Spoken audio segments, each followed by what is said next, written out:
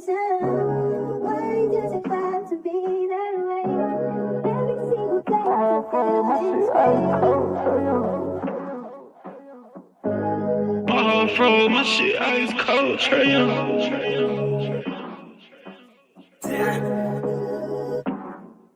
And you know I wear my heart on my sleeve. You hitting all the reads, pack your shit like you finna leave. I go and hide your keys, put you in position to win. Bless you without a speed, bust you down in all the VV. Yeah, we was getting cheap. Overplay my part, I can't breathe. I feel the pain in my lungs. I thought we really was one. My heart cold like Trey Young.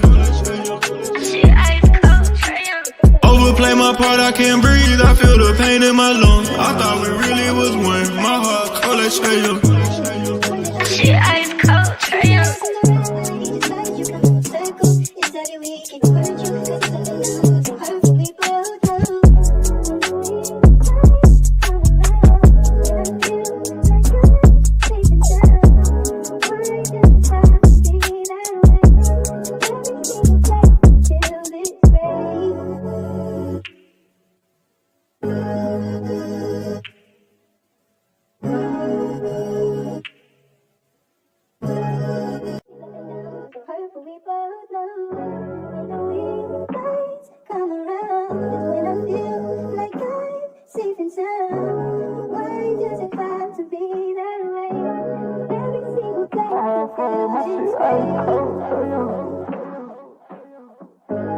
My heart froze, my shit ice cold, Trey Young.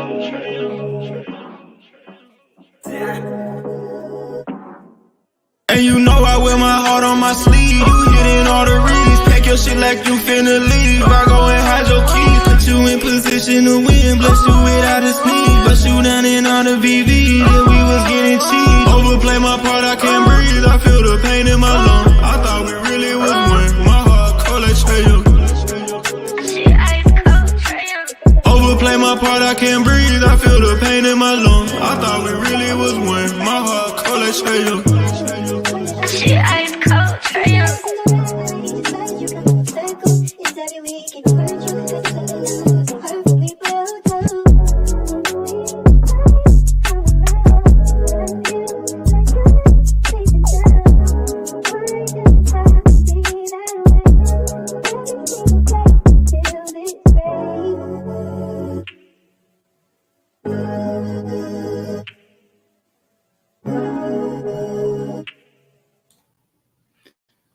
Yo, what's good, family? It's your boy Damon in the building. We Talk Hawks TV.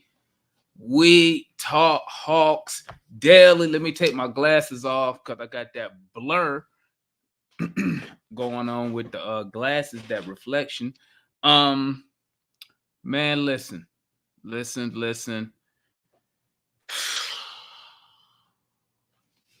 First of all, before I get started, man, let me get the shout-outs going real quick, man. My bad, family. And I'm going to drop this link, too. Let me get the shout-outs going. Gotta salute everybody who tapping in with your boy on a Friday evening. I know you could be out doing your thug thizzle. You feel me? But you're kicking it with your family Hawks. Your rest of your Hawk family. You feel me? I appreciate that for tapping in. Make sure y'all hit that like button for your homie. If you know me, you did. Let's get the shout outs going real quick, man. Salute to the homeboy SS in the building, man. Salute, man. Hey, 3 more wins, bro. Y'all got that title. Salute to that homeboy. That's so 100 in the building. 305 repping that Miami Heat. My homeboy Ryan in the building. Salute. Salute to Daniel. Salute to Craig. Salute to that homeboy Southside. That homeboy One Rashad. Salute to Kuya Manny in the building. That homeboy Carl in the building. Number 1 Hawks hater Raj. The homeboy Mike in the building. Al in the building. What's good, Mike? Where you at? Where you been at, Al? Al 3 in the building, man. Hey, Al 3 of day 1 of the channel, man. Where you been at? Tap in with us, my guy. Salute to the homeboy Cujo. What you served up tonight for dinner, Cujo? Y'all know Cujo, that top-notch chef, man. He that top-notch chef, Cujo. What you serve up, man? Let the chat know what you served up tonight. Salute to that homeboy Mike. Salute to that homeboy Carlos in the building. D. Johnson in the building, man. Listen. Anybody else? Who else done tapped in with me, man? Hurry up, man. Tap in with me. Let me tap in with your boy, man. who fucking with me tonight? As we get another show started, man. Y'all know what we gonna do. You know, I'm gonna drop that link. You feel me? Y'all come up here. Y'all know this is the Hawks fan channel, interactive fan channel is what I like to call it. Listen, I dropped the link. All I ask is, did you have your camera on? And come and speak your piece about the Hawks, man. This is a judge-free zone, man. This is where the real fans come here and you drop your real opinions, how you really feeling. You ain't gotta walk no rope over here, man. You feel me? No, not yet. But listen. Come tap in with me, man. Come tap in tonight. You feel me? We're always looking for New York Hawk fans, man. Hey, come up here, have fun. You feel me? This is what the channel for, man. This channel is nothing without all y'all, for real. Let me finish the shout outs real quick, man. The homeboy House said he been okay traveling the world. I ain't even mad at you, man. I ain't mad at you. Salute to that homegirl Mary in the building, man. Sure, what Cujo served up? Oh, Cujo said he served up some biscuits tonight this morning, man. Y'all better holler at Cujo, man. Holler at Cujo. He's gonna get you right, man. Salute to the homeboy Phil in the building. What's good, Philip? Who else we got in here real quick? Salute to the homeboy G in the building. What's a king to a god? That's my guy. What's good with you, King? Holla at me, man. What's good? Salute to the homeboy Allen. What's good from McKinney, Texas? Oh, we're gonna have to link up. Where McKinney, Texas at, Allen? Was that near Dallas? Is McKinney near Dallas? Because I'm in Texas too, man. Y'all know I'm in Texas too, man. Let me go ahead and drop the link before, because listen, I'm gonna keep it a buck, family. I'm gonna keep it a buck. Listen, I've been on Twitter. You feel me? I've been on Twitter, man. Yes, my son. Hold on, let me help my son open this room. You're good, baby. I love you. Listen, family. Listen. Hold on, let me do this real quick. Let me drop this link before I forget. But listen, I was on Twitter today, man. Y'all know Twitter is my spot. I be hanging out on Twitter. You feel me, bruh? I might have to stay off Twitter, man. I might have to stay off Twitter, man. Cause man, every day that I get on Twitter, man, and I go to Hawks Twitter, bro, they be scaring me, dog. They really be scared, bro. We went from getting excited about the number one pick to, bro, now we clinging. Bro, listen, man. I don't know what to tell y'all, man. We got the homeboy RT in the building, man. What's good, RT?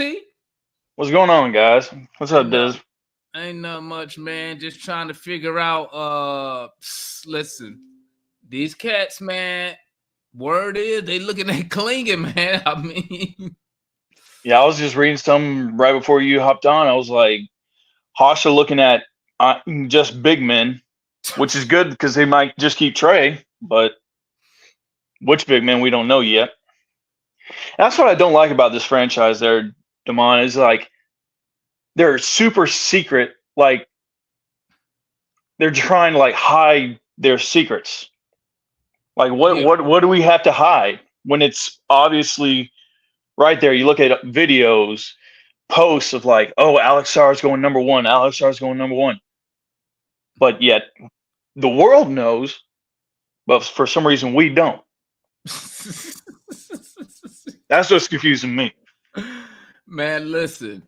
I'm still I'm salute my guy RJ in the building. Listen. I understand certain things going to happen when you have the number one pick. You will work out and entertain probably the top five. You're just going to do that because that's just called doing your due diligence because, hey, maybe somebody looks amazing or something like that, right? So stuff like that don't bother me. It's the fact that people are really justifying getting clinging. Like, that is crazy. Like, you have an athlete in Saul right here. You have what you've been needing right there in front of you. In your face. And Yep. I think the front office, shout out to the homeboy Mike, got Tank in the building. If one of y'all got What's good with y'all?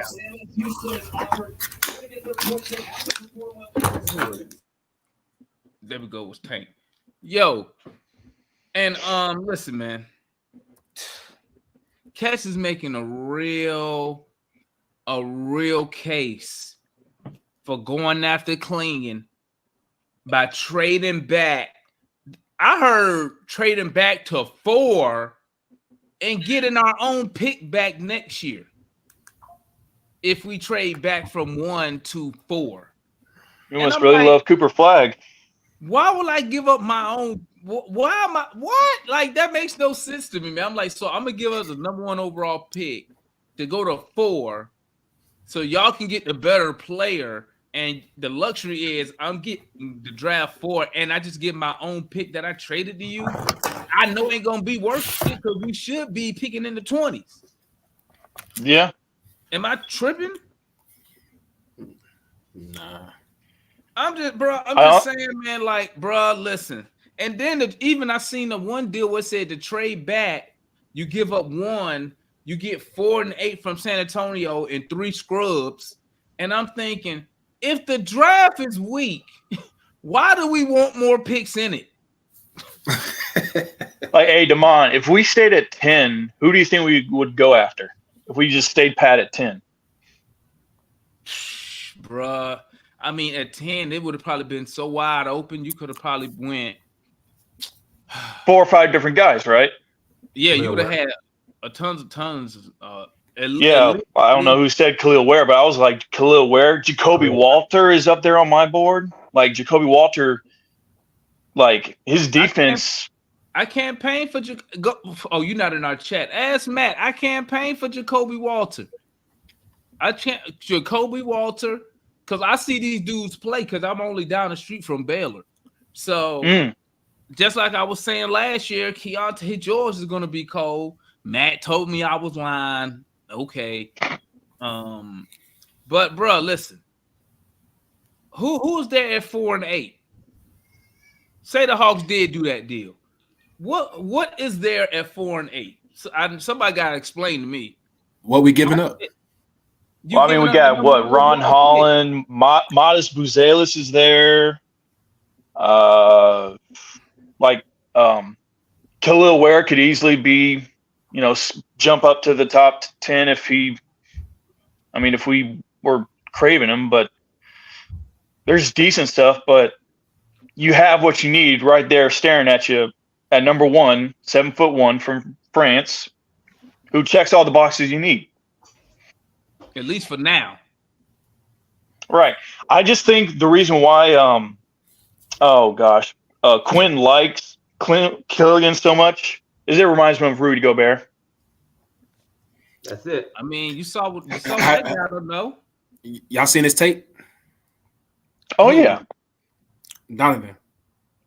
I seen part of when he was trying to go to the 3-point line. He looked stiff and all type of stuff. Slow as hell. Want to make sure everybody knew he could try to shoot from out there. He's a legitimate 7-footer.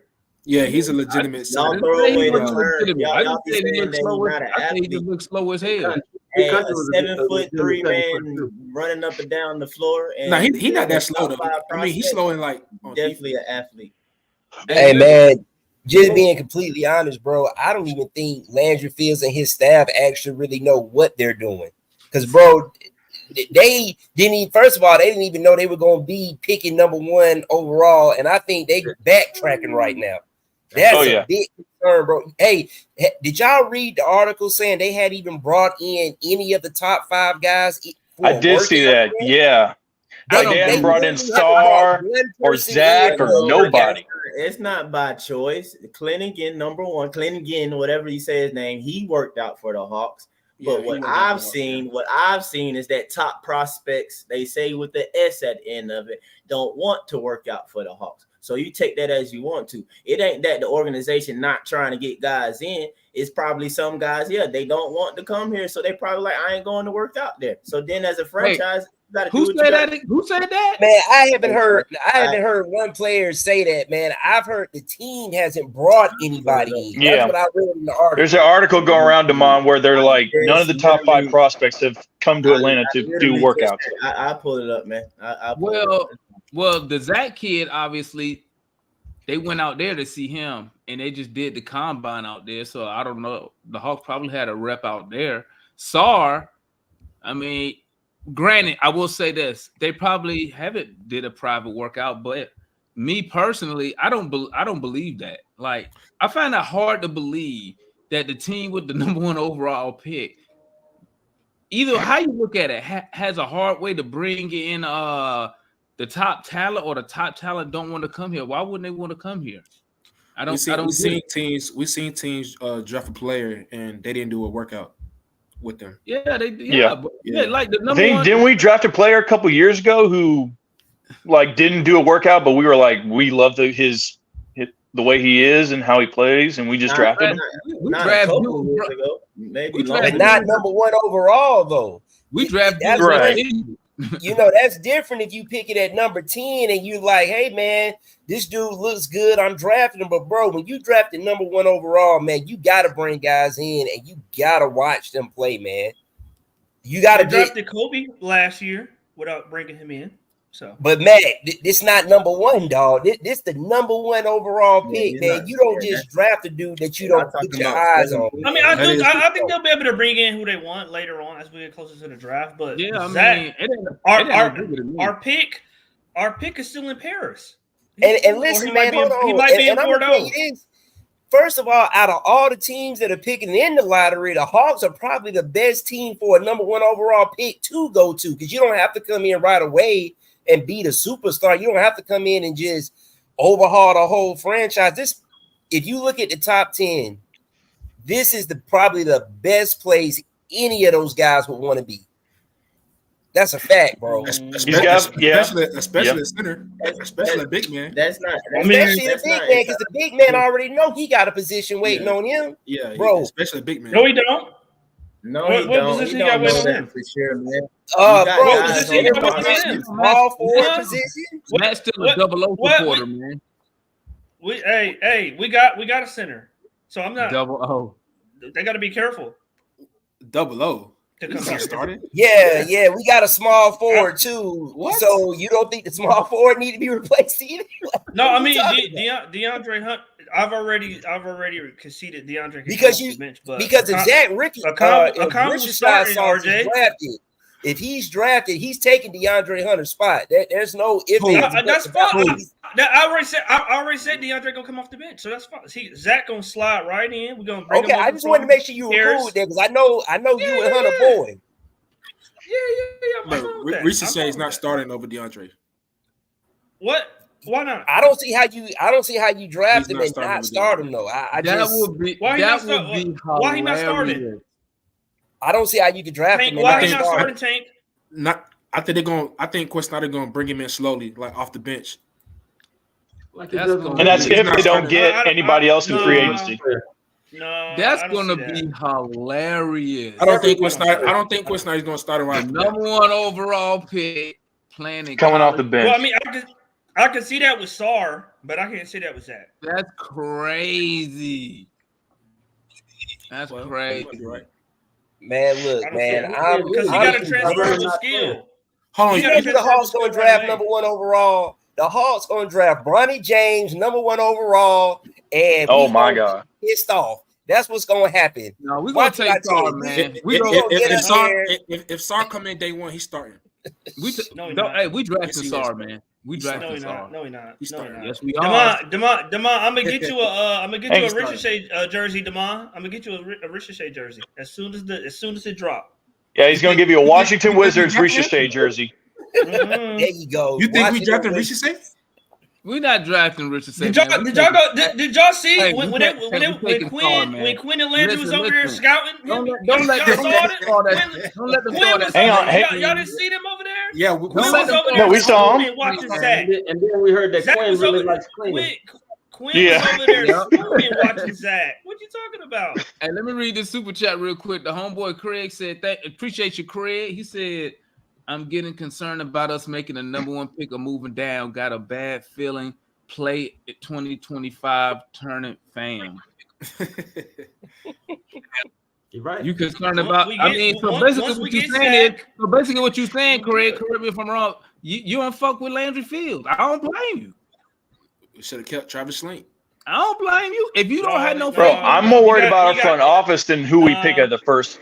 Thank you. I don't blame Thank you. you.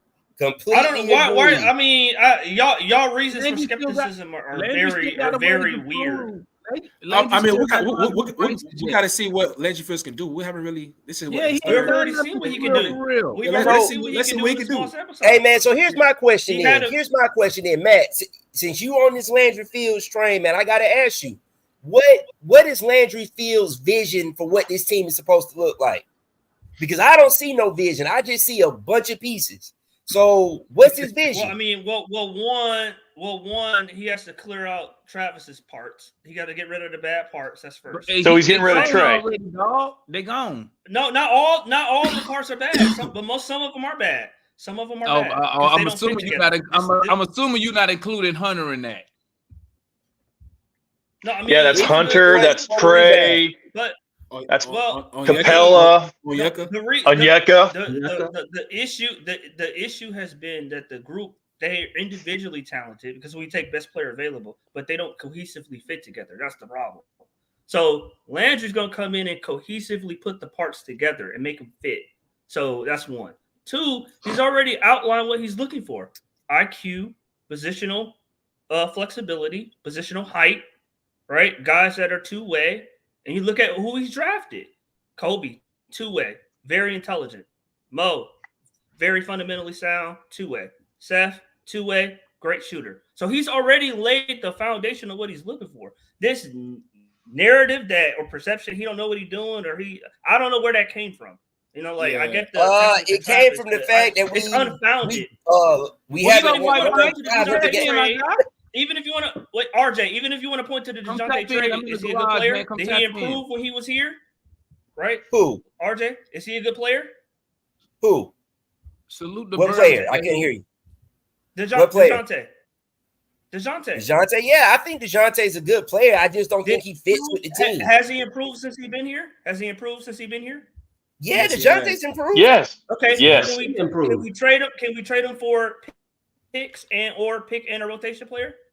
Yeah, you definitely do that. Okay, what so team it what, is, though. what exactly has he done wrong? So walk me through that. Have you looked at the record? Have you looked at the win-loss record? I mean, That's what he's done wrong. You're talking about one season, right? And I already told One you that season? the parts don't fit. One season. Hang on. RJ, another reason. Well, trying to piggyback off of Matt, like we dealt with a lot of serious injuries late down the stretch. Yeah. Trey was out for 25 games. Onyeka was out halfway through the season. Jalen Johnson broke his hand. Those are three key rotation guys that we didn't have the last 3-4 months of the game. That's what killed the Hawks. And I can't deny that. However, is the bench not part of the game? Is your general manager not responsible for having a bench together for when guys go down, other players step up? Is your general manager not responsible for that? You're right. Did he not even want to? They didn't even want to sign Vic Krejci when we desperately needed. Shoot, we could have used V. Didn't that turn out They sent him back to the G League, bro. That just shows me. Didn't it turn into the #1? Didn't it turn out to be smart? Say what? Didn't it turn out to be smart? No, because we needed that help. Would you rather Chicago? It did give us the #1 overall pick. Hey man, if you want to count lucky, I guess that's that old saying. I'd rather be lucky than good or whatever. Be in position. You got to be in position to be lucky. So wait a minute. You got to be in position to be lucky. You're trying to say that was a plan. Hey Matt, those that's what Matt. Those four things that you described your players. Come on, Matt. I think Alex Sarr can be a good I said like position. 4 or You gotta 5. be in position to be lucky. You gotta be in position to be lucky. That wasn't the plan, Matt. I didn't. Okay, luck isn't part of anybody's It wasn't plan. the plan. You gotta be in position. Matt to over here, capitalize. Matt, you fraud right now, Matt. You Matt You said that got like you that gotta was be a in fraud. position to You know you wrong. capitalize. That wasn't the plan. Hey, Matt, if I ever get locked up, bro, you my lawyer, dog. You my lawyer. I'm dead serious. You are my lawyer, bro. If I get locked up, bro, I'm getting Matt on the line, and I'm like, I need you to defend me because I'm on camera stealing. That ain't him. That ain't him. That ain't And you know him. what? RJ, he gonna say it with the confidence of Terrence Howard. There you go. You haven't ran. He gonna say it with the confidence of Terrence RJ, Howard. you haven't ran. Yeah. RJ, you haven't ran through me the mistakes. You haven't ran through me the mistakes he's made. Matt, let me ask this question to you, Matt. Let me ask this question. Here's the question. What thing can Landry do that you would consider a fireable offense in this draft and this offseason? What can he do that you would consider a fireable offense in this offseason? Bringing DeJounte Murray back. Not drafting the big, not getting no bigs. That's a fire. Not getting any help for Trey in the free agency. Yeah, all those things, but part of not the big man, but part of getting help for Trey is trading DeJounte for help. I don't think we need a center. We have a center, right? Like I'm not drafting Sarr, right? I mean, hold on. I'm not drafting Sarr, and Sarr currently gives me less production than Okongwu. So why would I replace Okongwu with Hang on, Matt. He's Matt. giving me less production than Okongwu. That's a fact. That's an undisputable fact. Y'all can throw How do you think it's going to go when you see? That's not a fact. That's not a fact That's at all. a fact. Look at Matt, pull up his production. Pull up his numbers. So you don't want no bigs, bro. You don't want no bigs. He played in the NBA yet, so he don't have no numbers. No, hey, Matt. He's playing pro. He's playing pro. Hang on. Look at his professional numbers. They're less than what Okongwu currently gives me. Because he only played 17 minutes. Okongwu only played 40 minutes. He get 3.4 blocks. That per 40 minutes shit. No. Okay. Look at Okongwu's per 40 minutes. Look at Okongwu's per 36. Since we're doing per, I'm about to channel my inner Mike right now. I'm about to channel my inner per Mike. 100 You want a team full of midgets. Ain't that what you say, Mike? You want a team full of midgets, bro. No. I'm not saying team full of midgets. Zachary's 16. Bro, what do you mean? Jalen Johnson is 16. Kobe Bucket is 6'6". What do you mean? And Onyeka is 6'8". I got that. But when hang on, Matt. How do you think it's going to go when Onyeka is starting against Victor or Chet? Stop with the gonna get dominated. Okongwu would do just as well as Sarr. I think he's gonna be dominated. Look at what he does currently when he starts versus Embiid. Look what he does versus Giannis. Look what he does versus. I'm not in favor of size. I'm not in favor of his size. How's it going, Lou? Why we can't have both? Defense though. What is Zach Edey's? I just don't see the value. I don't see Sarr's value. Versus value. Y'all can't get that. We got a Zach Edey shout out. I don't see the value. What value do he give us, Tank? Length, size. Matt, are you still on double O's? Defender. But I'm saying though, you can get that's what we need. Hey, yo, I got my homeboy in the building, man. Hold on, transition play. Hold on, I got my homeboy in the building. Freezy, man, what's good, my guy? And we got Lou in the building, man. What's good, y'all? I'll address that. Listen, I'm in the garage, so I ain't gonna be a good host right now. I got a question. Are we still entertaining Matt's? Hold on. Let me answer Tank for a second. All right. So you said what now? You said blocks. Bro, stop bringing up Hold on. Let's go one by one. Okongwu gives me the same amount of blocks. So stop bringing up Okongwu, bro. Like, stop. He gives me the same number of blocks. But you miss everything. Hang on. His versatility on defense. Okay. All right. Okay. I already got a guy that can switch on the guards and switch on the perimeter. Matt, what's double O's got to do with Sarr or the number 1 draft pick? It ain't got nothing to do with it. I'm replacing one with the other. The starter, if I'm upgrading the roster, I'm replacing one with the other. Okay, I'm so not you're start not them making a low. move. So you're not making a move at the number 1 pick because of double low? No, We need a I ain't big. picking a We number need a 1 big player. man. I'm just not picking Sar because I don't think. Yeah, Sar's he's the not best player taking in star the number draft. 1, Lou. Because you have I double would take low. Donovan Clingan then. Because we have No, Onyeka, it's not yes. no, it's not because of Onyeka. It's because I don't think he's the best player in the draft. Okay, so who do you think is the best player in the draft? That's a Who's the wide best player in the draft? variety, bro. I mean, me personally, it could be a wide. I don't That's a necessarily. I wide think it's a couple variety. guys who In could the be. draft, Are you a I mean, shepherd? it could in be. the draft It like could be a this, number of it guys. can I'm easily going with be Zach. who go number 8.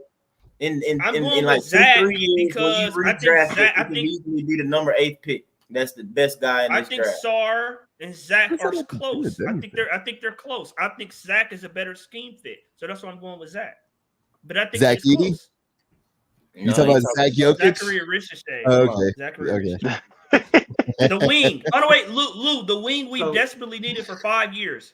All of a sudden, y'all complaining about a big man, but we haven't had a wing for 5 years. What about I have an honest question for you. I have an honest question for you. Do you think Trey Young would rather us draft or go after the wing position or the center position? The center. The wing, for me, the wing. He's always had a center. I'm sorry. After his Trey- second year, he's always had a center. The We last got to 4 upgrade. years, We he's got to had upgrade a our center. center. We got to upgrade. Get him, Lou. Get him, Why Lou. are we upgrading? Wait. Why are we upgrading? First of all, that's questionable for upgrading. That's questionable for upgrading. But why are we getting in a new center and we haven't addressed the wing in 5 years? We haven't addressed the wing in 5 years. We have Bogey, who is what? Bogey, DeJounte, Bogey, all these guys are good. DeAndre Hunter. We got DeAndre and Jalen Johnson. We got Jalen Johnson. These guys are good. Like we have nothing. We have nothing in front court. We need bigs. Jalen Johnson's a 4. Jalen Johnson's a 4. He's not a 3. I love DeAndre Hunter, but he can't stay healthy. So I'm saying consistent for 82 games. Trey hasn't had a dependable or a guy with elite. I like Trey, but I never say he was elite. I would authorize a Cat Williams. I would authorize a Cat Williams style outburst from Trey Young if we drafted a wing, and he could just set up a stool and. So he wants another center when he's already had good center play the last 4 years. But Capella is done. Capella is gone. No, now I'm saying the last 4 years he's had good center play. Meaning you can you can combine. Sar will be the best center he's ever played with. You can combine the center So and the basically, power what you're forward saying position. is you can plug any center in the league with Trey Young, and they'll dominate. They'll be a good center. You can combine the last. It depends what type of center he is, bro. You can combine the last centers that we've had. Detman. I seen Dwayne Detman. Trey turned Dwayne Detman into an 18-10 guy for like 2 months. Oh my God, His second season. He could turn any center good. I don't need a role. I'm not drafting a role man number 1 overall. That doesn't make any sense. Where's Alex Lynn? I don't know what they got to do with anything. He just what? said that he could turn. No, I mean he said he made every center. I know, but Alex Lynn started a little bit. Alex Lynn not taking Trey Young with him to every stop and everywhere he goes. What he's saying is that any big, in a sense, can come here and play with Trey, be involved in the little pick and roll, and Trey gonna baby feed them, and they should be able to get buckets and stuff. Y'all are avoiding his point. Y'all are avoiding his point of why is he not still on the roster? In my opinion, if you fixed on having a center and a big, you should go Clingan. You should go Clingan because you already what y'all hope Sar is. You already have in JJ and Mo G as far as the skill set that y'all hope you getting out of Sar. So if you got JJ and Mo G, you still have the option to run JJ at the 3 or Mo G at the 4, who is 6'11", and then if you get Clingan, who is legit 7'3", you have a legit top defender and rebounder right there, though. It's not like he just poor trash with the defense. Y'all getting carried away with little straight line drives, and I'm telling you, them hoes ain't finna cut in the league, bro. I'll take. Listen, man, you give me the big man. Just give me the big man. That's what I want. However you orchestrate it. And I would take Ping again over Ricochet. I got a question for you, RJ. That's fine. Yeah. So you want Sar, right? I do want Sar. I do want Sar. Okay, all right. So Sar best season was against high schoolers in OTE when he averaged 11 points and 6 rebounds and 2 blocks. Okay, you have to paraphrase that. For one, he did not start for that team. And if you go and look, he should have been starting for that team. But they value veteran leadership over there in those leagues. So because he's the young guy, he's automatically put in the backup role. That's just how they play. No. I'm not talking about with Per. I'm not talking about with Per. I'm not talking about with Per. I'm talking about here in America in a nation with OTE. Right. No, he was playing against high schoolers. He was a pro already. He was already a pro. But I mean, it sounds like you're on an anti-SAR campaign, Matt. It sounds like you're on an anti-SAR campaign. No. I'm just giving y'all the facts because it don't seem like y'all got the. I'm giving y'all the numbers. I'm giving y'all the numbers to ask why you want him. I'm like, hey man, I gotta go, man. I'll holler at y'all, man. I'm sorry. All right, RJ. All right, man. Y'all take it easy. I'm lost as to where your position is. I'm just curious, Matt. That's all. It sounds like you're like a bit of a contrarian and a bit of a 00 guy. Like 00 pays you though, right? He gives you a little bit of a stipend. It's not. It has nothing to do with 00. You can get Khalil Ware. I said that earlier. You can get Khalil Ware. That's fine. I'm just saying I don't with Sarr in particular.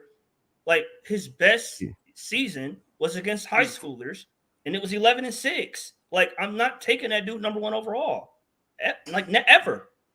Okay. Well, I mean, you don't have to make it sound preposterous because, like, he's literally number 1 across the board on many. No, he's not. Update the board. He's not. If you're about to just throw one other person, it doesn't mean that. No, he's not. I mean, you can average it out. He's going to be the number 1 overall, the average of mock drafts. Who got the highest ceiling? Like I checked 6 this morning. He wasn't number 1 on any of them anymore. Who got the highest ceiling in the draft? My point is, I don't know.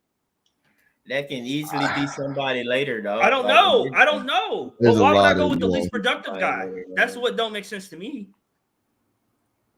I think like with what he does, the highest ceiling could be like, I don't know, the other French guy. Like it literally can be somebody that's gonna go 8th in this draft, dog. That's the type of draft that you in right now. I say that Buzella's kid, if the Buzella's kid gets the jumper, I think he's the best. That Mateus Buzella's, I mean, 6'11", does everything. I think he ends up being like a Gallo type guy. He can shoot, but I don't think he can shoot. Is he 6'11", Buzella's or whatever? He's like 6'9", 6'10". So yeah, 6'11" with shoes. Y'all don't use eye test when y'all evaluate players? I mean, he passes a lot of eye tests. I mean, he's tough. He's tough. He does a lot of like connecting stuff. But the eye test, it matters and it works. But I can better eye test when they're actually in the pro game. Like that eye test can fool you when you're watching them at the lower level. So that jump don't always. But it depends. It depends on where you go to. So it's about development, bro. He's only 19. Yeah, not necessarily, bro. Like I'm just saying, bro. Eye tests tell you that Bobo should be like way better than what he is, but it's a lot of things beyond the game that holds Bobo to where he at, bro. He got a low motor. Maybe it was what it is. But I'm saying, low motor. And I'm saying though, eye tests. You can get away with crap like that at high school and college. But when you get to the league, nigga, that jump different. So I'm saying that I can eye test better when they're actually on the pro level.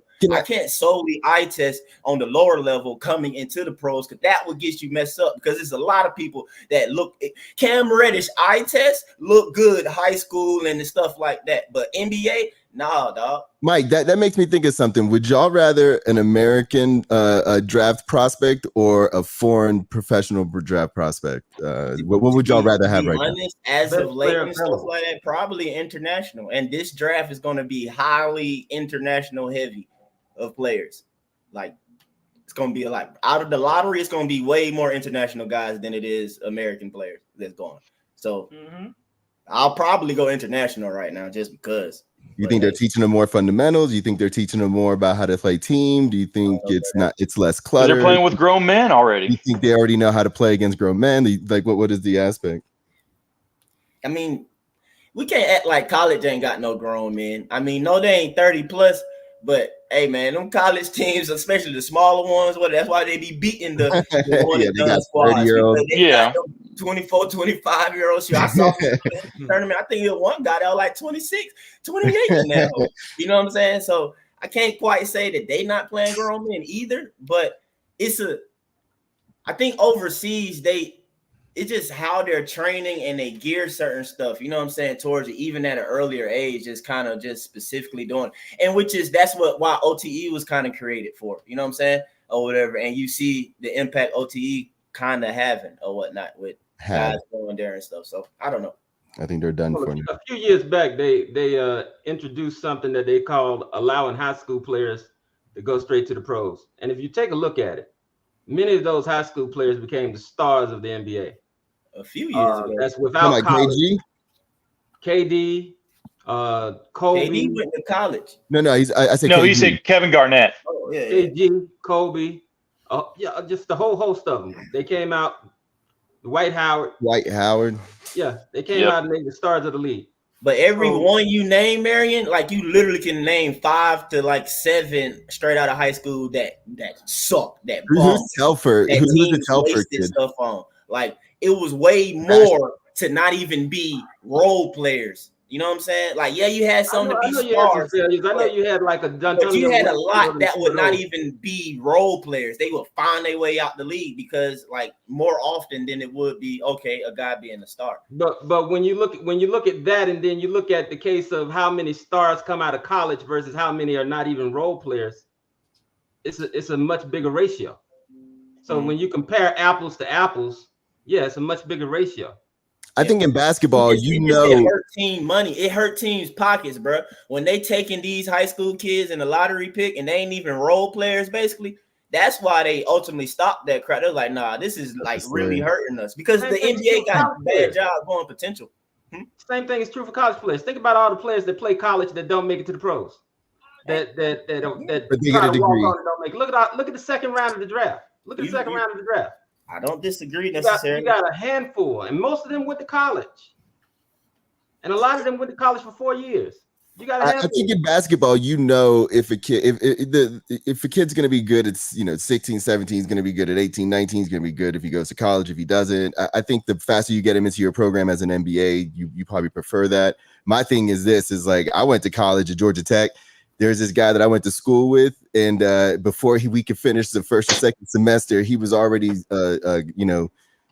taken up by all these corporations, got paid a lot of money to go work for them. He didn't graduate college, he literally was just two months out of high school, and they took him out of college. So I think if you're good enough to do whatever, and somebody wants to pay you to do it, that should be the deal. I think high school or not high school, if they can make it, they can make it. If they can't, they can't.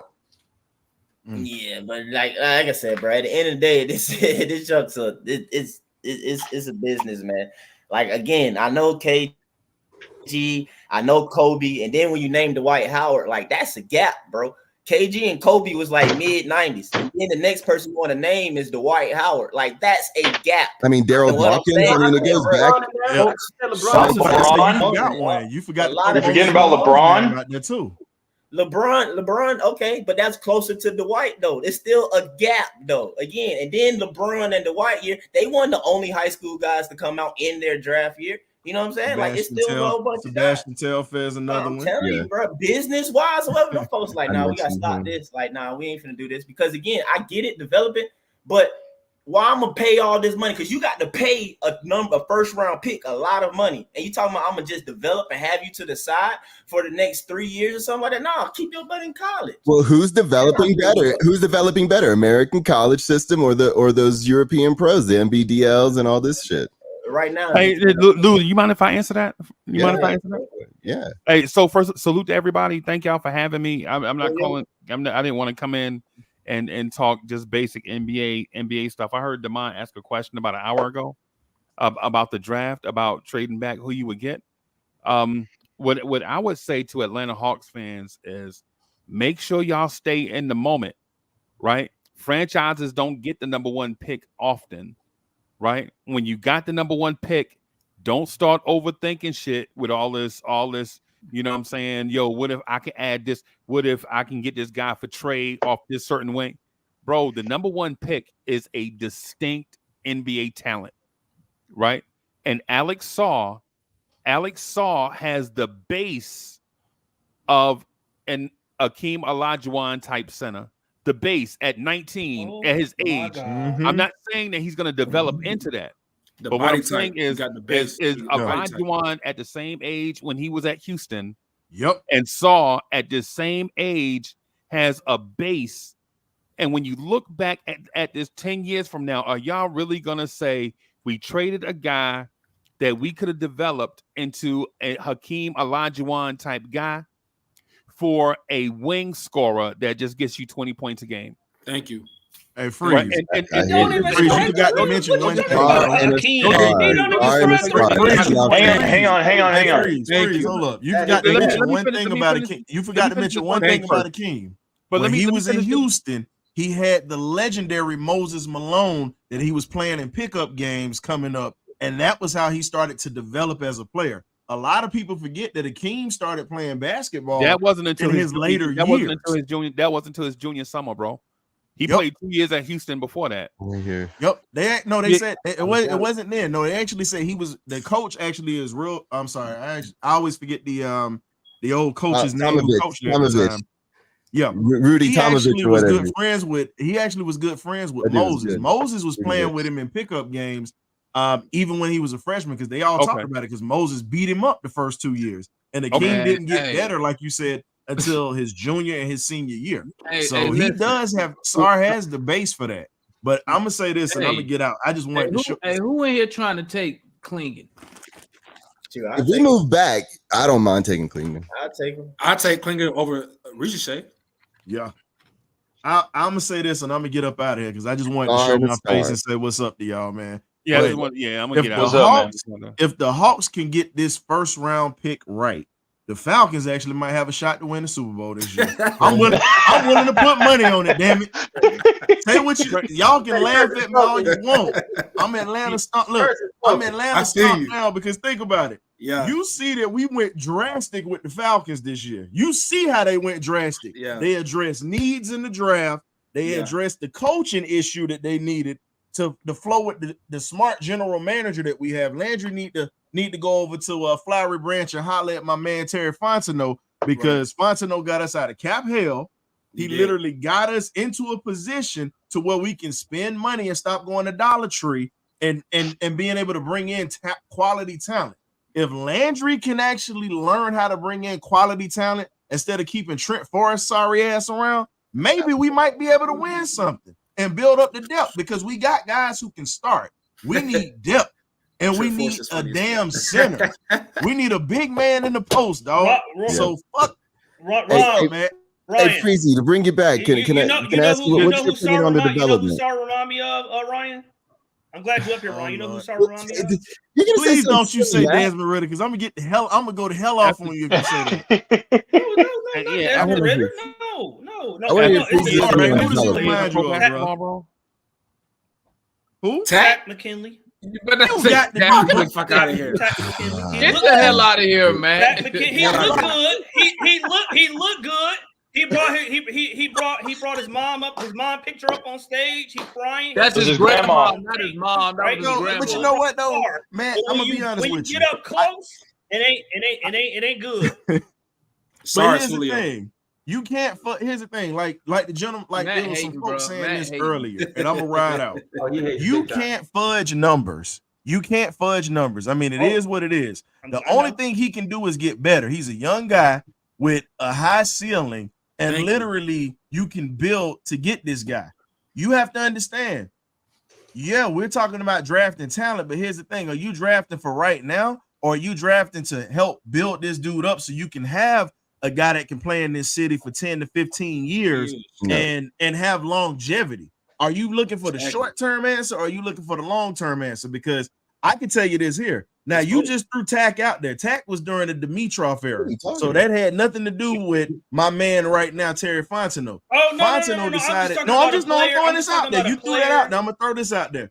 Terry Fontenot is building the Falcons for longevity. The Hawks need to start building for longevity and not for the right now moment because if we have longevity and guys go through battles and wars, we have a chance to have a nucleus that can go through the playoffs because we got a couple of players that's been in the playoffs already. That's what they say about the guy that everybody laugh at. That's what is literally said under the things that you read about Zach.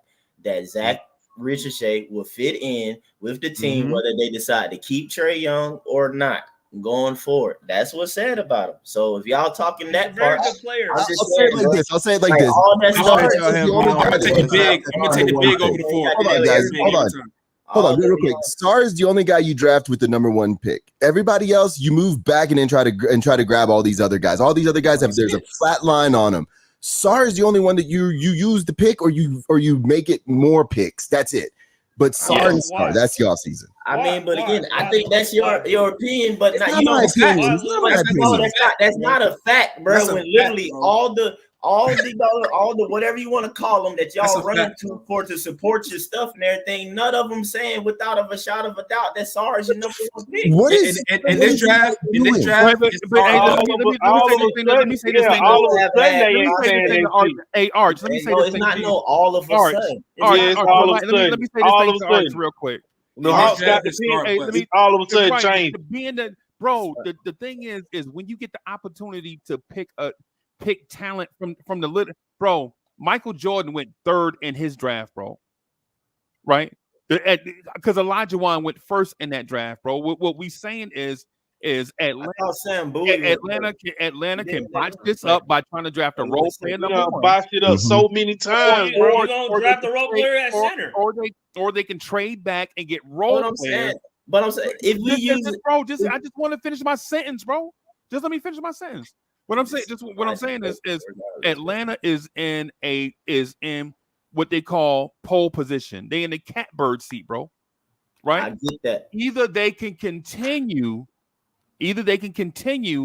being a play-in team by making play-in team decisions, right? Or think about the long-term health of the franchise. And when you have the number 1 pick, you can't think about role players who gonna play with Trey and DeJounte and things like that. You have to legit select the best overall talent and put the most talented cats on the floor and let the head coach figure it out. I hear all of that. Because they talking about Trey, so I'm not sold that's Alex Star. Right. I hear all of that. Okay, right. People say that all the time. Like they're not sold on a 19-year-old being the number 1 pick. Right until you see Victor Wembanyama on the floor. He's not the only 19-year-old though. He's not the only 19-year-old though. You don't bring know up that, other bro. 19-year-olds. Y'all did the same thing with Luka. That doesn't make sense. Thing with Luka Don't you know? But it's other international players that don't apply here. We're not choosing an American guy from Europe. You don't know anything about him, and instead of taking the chance and developing Luka in Atlanta, y'all trade him away for something that's still more comfortable. It's not the same thing. Bro, he's a 19-year-old dude playing in Europe. Listen to me. Number 1, he don't play in Europe. He plays in Australia. He doesn't play in Europe. Number 2, you're right. Is that when we he bring did up play in Europe. International guys, he also played in Europe. Other international guys. For the junior club. But listen, when you bring up Zach Ricochet, he is trade 19 back and draft 2 college kids. Trade back and draft 2 college kids then. Trade back and draft. That brings me to that question. Who do you think develops better, American colleges or overseas? Well, what I'm saying, screw the college players. Okay, let's pick other international players then. All that applies to them that you're using for SAR. I'm just wondering. I'm not going to sit here and only say it's for SAR when it's other 19-year-old international kids as well. And people like, oh, they're like, no, they're 19 too. No, they played overseas. You gonna take them with the number 1 pick? Huh? You gonna take them with the number 1 pick? I might. I sit there, get my hands on them, look at them, go through my due diligence and stuff. In the draft like this, like I've said repeatedly, I guarantee you in 3 to 5 years when they do their little redraft crap and it's popping up, I bet you it'd be somebody that goes later that's number 1 when they redraft this whole. Mike, what about Zach not having done the measurements and all that stuff? What if his measurements come out to be where he's like 6'7"? He already did his measurements and it was lower. It was like 6'8" or something like that without shoes. 6'8" and something without shoes. Yeah. Yeah. That just came out yesterday. He doing the international combine that's like in Italy or whatever, because all the international guys that was still playing with their teams. Because it's actually mandatory that you're supposed to be in the NBA combine that happened initially, but they excused the guys who like got contract obligations and playing games. And Zach, well, you know, a lot of the international guys are like that. They you know, so was in games. So Freezy. Yes, sir. If you was the Hawks, would you in this position, would you draft Mitchell Robinson with a handle, number 1 overall? Fuck out of here, man. I'm asking. That's what I see. I'm saying what I see. Freezy? Mitchell Robinson agree on that one. Would you drive Mitchell He has Robinson? not been watching, bro. I'm not gonna answer that question because Mitchell Robinson was a 2nd-round pick. And we could have gotten him. And we got Omari Spellman instead. The number 1 pick. No, only Matt would do that. I mean, he was a number 1 pick. I mean, he was a 2nd-round pick, probably in a better draft. If he was in this draft, who knows where he would have been? You sure that was a better draft? He was a high school player. Speculating. No, I said probably a better draft. What year was you speculating? Okay, all right. I said probably. Give me the year he was drafted. I'll tell you if it was a good draft. Yeah, Mitch was in the Luka draft where the Hawks knew okay, so that was a good draft. Jalen Brunson went in the 2nd round. Other good players went in the 2nd round. Because they would rather take the college kid. No, I'm saying there were good players in 2018. Your guy Brunson went in the 2nd round. That was a good draft. Right, Brunson went to Dallas. Yeah. How you feel about y'all re-signing OG? Y'all think y'all gonna re-sign OG? In respect to y'all conversation, in the offseason happens. I was just wanting to come in just real quick and come in and tell Damon, bro, it's gonna be excited to see him in a little while and to answer the question that he put out there about an hour ago. Hawks fans, bro, don't overthink it, man. Don't do that, bro. Don't get in that spot that comes around every 30 years and mess it up because you overthink it. You already know what you need, right? You already know what you need. Not man. the ones. Don't draft Anthony Bennett. Hey, bro. We not the ones that need to be told that. Oh okay. Yeah, we are. Yeah, we are. We got Matt who want to be a GM. Yeah, we are. We got Matt who want to draft another wing. Hey, Mario. It's those bro. You talking about drafting a wing again, bro? Another goddamn wing. We don't get you a 10-piece and shut up.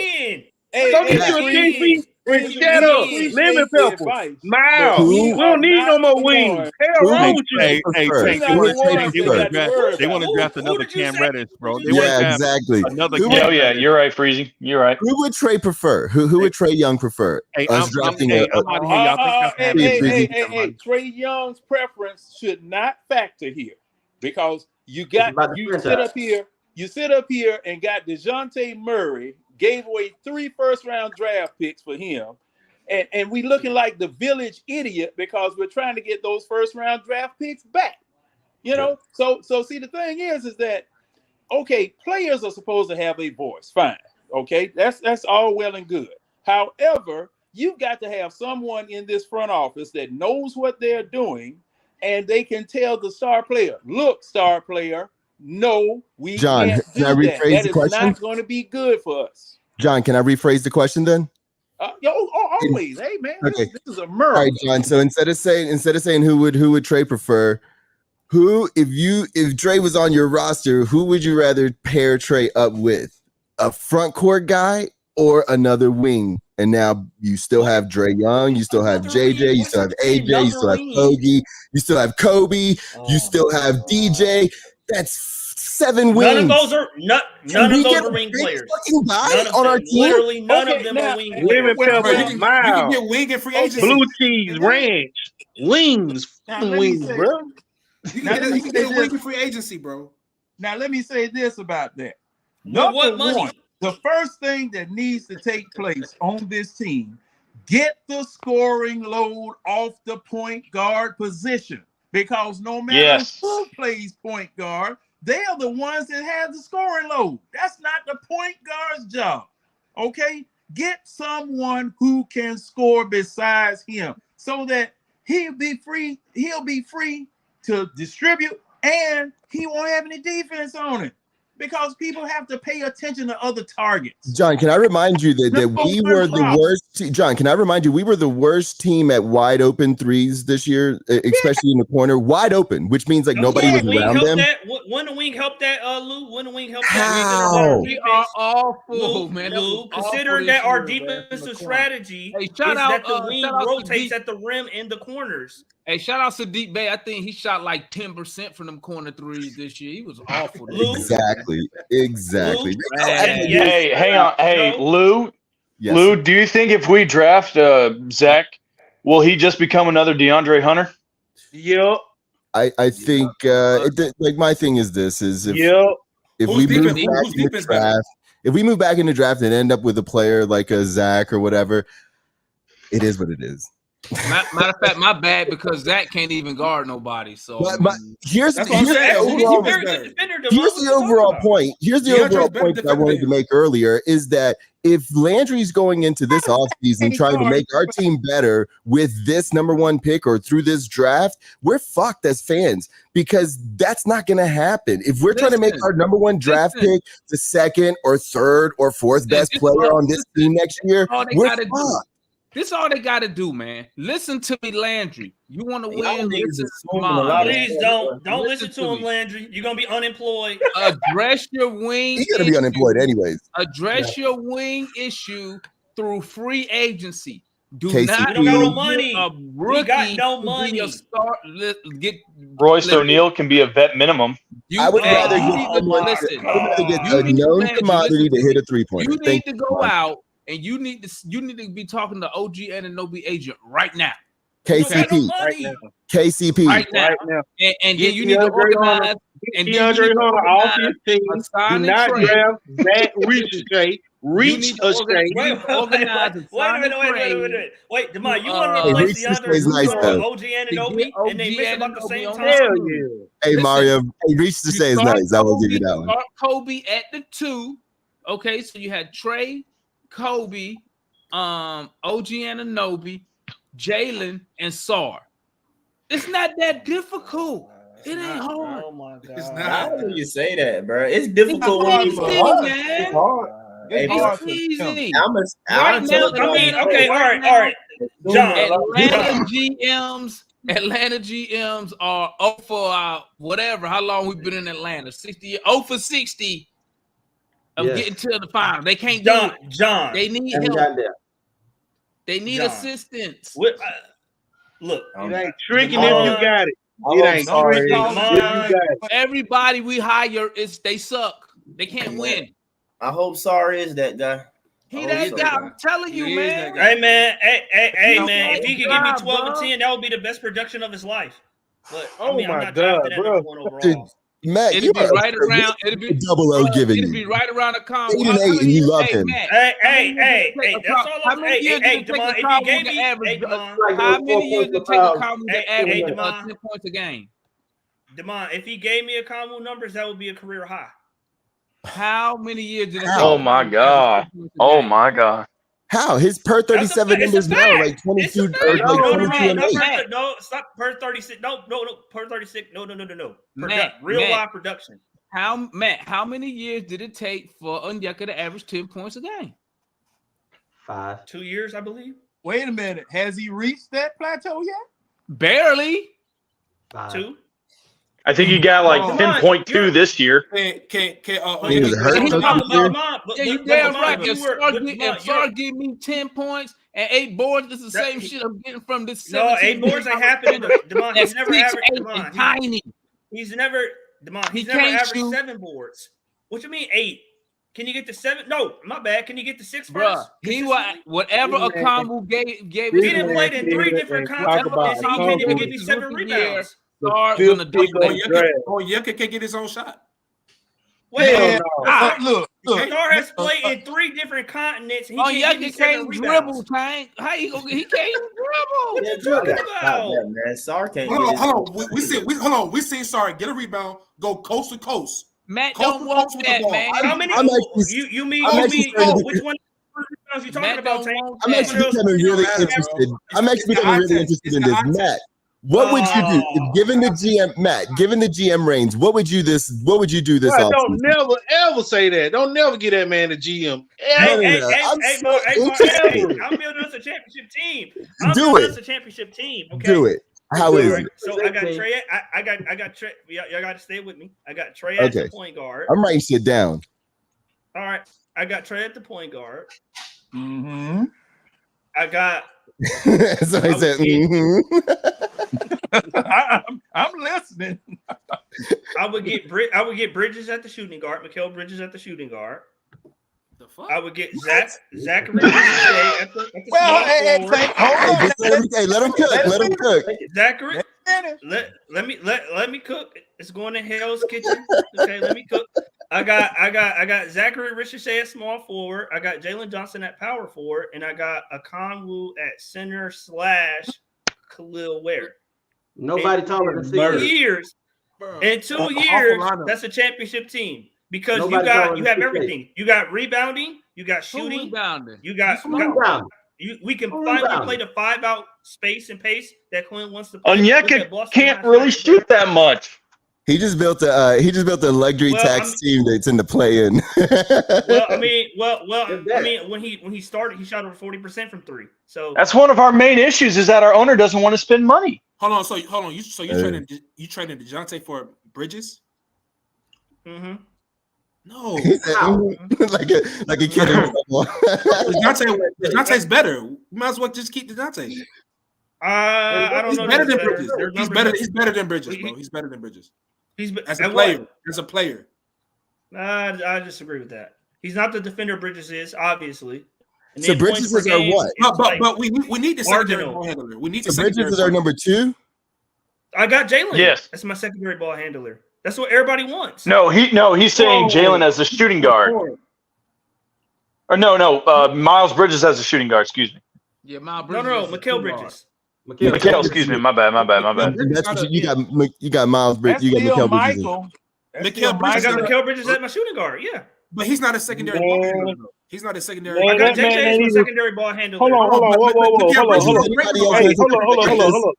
on. He said Mikal Bridges from Brooklyn. Yes. That Mikal. Hey, does anybody else who have the league once? Who have the league once in Houston? Who Damon Love with Ime Udoka willing to give up 4 to 5 first-round picks to get Mikal Bridges? So he's about because they already got a team. Houston's already got a team. I just laid out the team. They rejected that trade. Brooklyn turned it down though. Brooklyn turned it down. No, Brooklyn did. No. But I'm saying somebody. I guess y'all trying to say Mikal Bridges ain't valuable, but he is. But they don't. So wait a minute. Hey, did Matt forget about Zach LaVine? So you're gonna get this. He didn't add Zach LaVine on the team. No. You're gonna get this Mikal Bridges. I'm just Murray. No, I mean, maybe I have to throw him. Maybe I have to throw him AJ. Maybe I have to throw him AJ or something. Hey, Matt. So no Zach LaVine. We're gonna ask from Miles Bridges to get Ben Simmons. I don't want him. We're gonna ask for Miles, but end up getting Ben Simmons. Hold on, so y'all don't think the Hawks are a playoff team if they draft Sarr and keep everything the way it is and trade maybe Capella? No.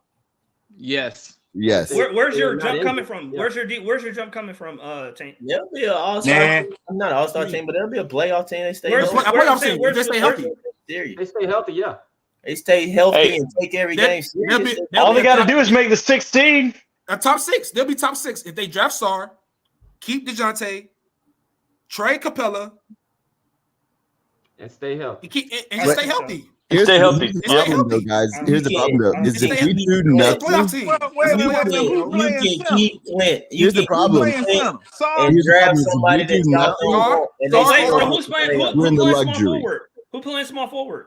If we do nothing, we're in the luxury. They'll make the playoffs. DeAndre. It'll have to be JJ playing small forward. DeAndre's playing small forward.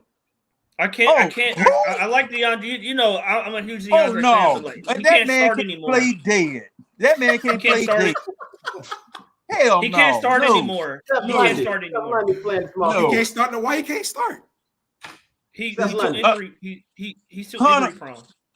Hunter, no. Hunter but we need the defense and the length. We need the size, bro. We need the versatility. I can't afford for him to miss 30, 40 games. We saw what happened. I'm not doing the same thing over again. But hold on. I thought you had a good year last year, though. He had a good year last year. No. I'm talking about the games played. I'm talking about the games played. We already seen the season win in the tank when he got hurt. Matt, so you telling me our number 4 overall pick is a role player bench guy? I would like to. What I would like to do is trade a DeJounte for like a BI. If we could trade DeJounte for a BI, thank you, Luke. That would be nice. I'll do that. I'm not putting him on the bench for production. I'm putting him on the bench. Lou, would anybody go for that, Lou? Would anybody go for that, Lou? But you put him at the 2 matter about that. If we were able to trade DeJounte and a couple people for BI, I read that, Mike. Then we would have a really tall team. Saying, bro, I hear it every season. Is Brandon Ingram playing 2 guard? I believe so. Yes. Okay. Oh my Brandon God. Ingram. Hey, I'm only laughing because that shit true, man. Because that's me all the way. I ain't gonna see it. Bro, I hear it every offseason, dog. But I'm just not gonna say it too much. But see, that's why I be saying that. That's why I hate using that word hope. Brandon Ingram with that bag though. I hate that word hope, bro. Because that's all I got left is hope. That's all we got. Hey, I mean, I'm with it. I hope too. It's just that, like, I'm just being real, bro. You know how it is. I hope I don't have. Hey, that shit was crazy last night. I'm looking at Al Horford and Luka in the finals, and I could pull you a draft day. Horford torched them wearing Hawk hats. That's crazy. You see what Kristaps did? Yeah, it's crazy, right? That's crazy. Yeah, and see that I believe Kristaps is gonna get them the championship. Hey, Damon. They talking about. Hey, Damon.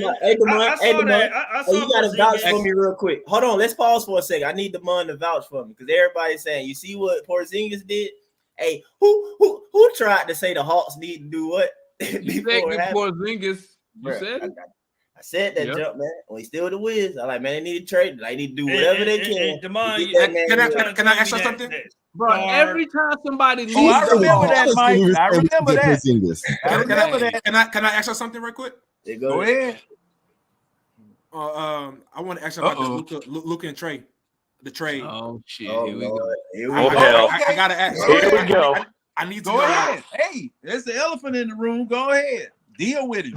It's a few of them shits, John. I'm about to say it's a whole. This the biggest one. It's the whole. This the biggest one. It's the whole. Like passing up a Halliburton for a 6'8" center. Hold on. The question is, was that trade a mistake? That's good. That's good. Hey, come on, man. Why are you asking that right now, bro? Like, because I need to know. I need to know where your head at. I want to know. Hey, man, we argue about this year's draft pick enough, bro. Don't take us back. What's the question? This is my first time seeing y'all. So I feel you, man. This is your first time. All right, bro. But basically, here on We Talk Hawks, we be toxic after every game. Was it a mistake? That comes up after every game, just about here, and We Talk Hawks, man. I don't think so. We did a show together. I did a show with Mike, and none of us wanted to draft Trey. So the fact that Trey won us over is a different thing than us wanting Trey Young. Like, we didn't want that trade. We did not want that trade because at that time, if you remember, everybody was still Euros or soft. So everybody was not really sold on Luka like right now. Yeah. So everybody's really thinking about this in hindsight. I watched that man tape. Hindsight, we messed up. Damon spazzed out draft night. On draft night, y'all was saying y'all want Luka though at draft night, or y'all? I wanted Luka. Not me. I never wanted Luka. I wanted to trade the pick. I wanted Shai Gilgeous-Alexander. Me personally, I wanted Shai Gilgeous-Alexander. Imagine SGA on this team. I like. He was big on SGA. I like tall guys for their positions. Hey, but you know what though? Let me add this though. just because you may think Luka Doncic is the better player, man, it don't mean it don't mean you hate Trey Young. I don't know why. Yeah, I don't hate Trey Young. I like Trey Young. I like Trey Young. I don't know why people think that. You be like, yeah, I think Luka. I mean, that's what I think. I think they're equal to me. I think they're equal. They're not equal. No, they're not. All contraire, mon frere. No. So Trey Young is good, bro. All right, so hold on, wait a minute. You think Trey Young could be the best? What was the question? For a second. Okay, so one, Luka averages 5 more points, 6 more points a game. He also takes 6 more. I wanted to ask you, think Trey Young could be the number 1 option on the championship team? No, I think so. No. If he's surrounded with the right players, right? Like Luka missed the playoffs last year because he wasn't surrounded with the right players. Nobody up here was clamoring for Luka then. I do. So but it matters who you're surrounded by. I go back again to the position that Luka plays versus the position that Trey Young plays. At point guard, you can't be the number 1 option. Not at 6'1", 150. That's crazy. That's crazy, John. That's what I was taught when I was a kid. That's what my dad used to tell me. You don't want your point guard to be the best player. No, they can't be. Basketball not necessarily. Ain't that exactly what Luka is? But he's Luka the point guard. Yeah, Luka is John. No, What? but it's the Wait, difference. hold on. It's a difference. Wait. Pause. Point forward is different. No, I'm not saying what John's saying. Luka plays the point guard for them, but he's a point forward. It's the same with Magic Johnson, Luka, and LeBron. They're 6'8" and above. They're 6'8" and above. But what he's saying is the small point guard is not necessarily the thing. Okay. I'll tell you what. Okay. So a point guard can. All right. He's a point guard. No ifs, and or buts about it. For the sake of the panel.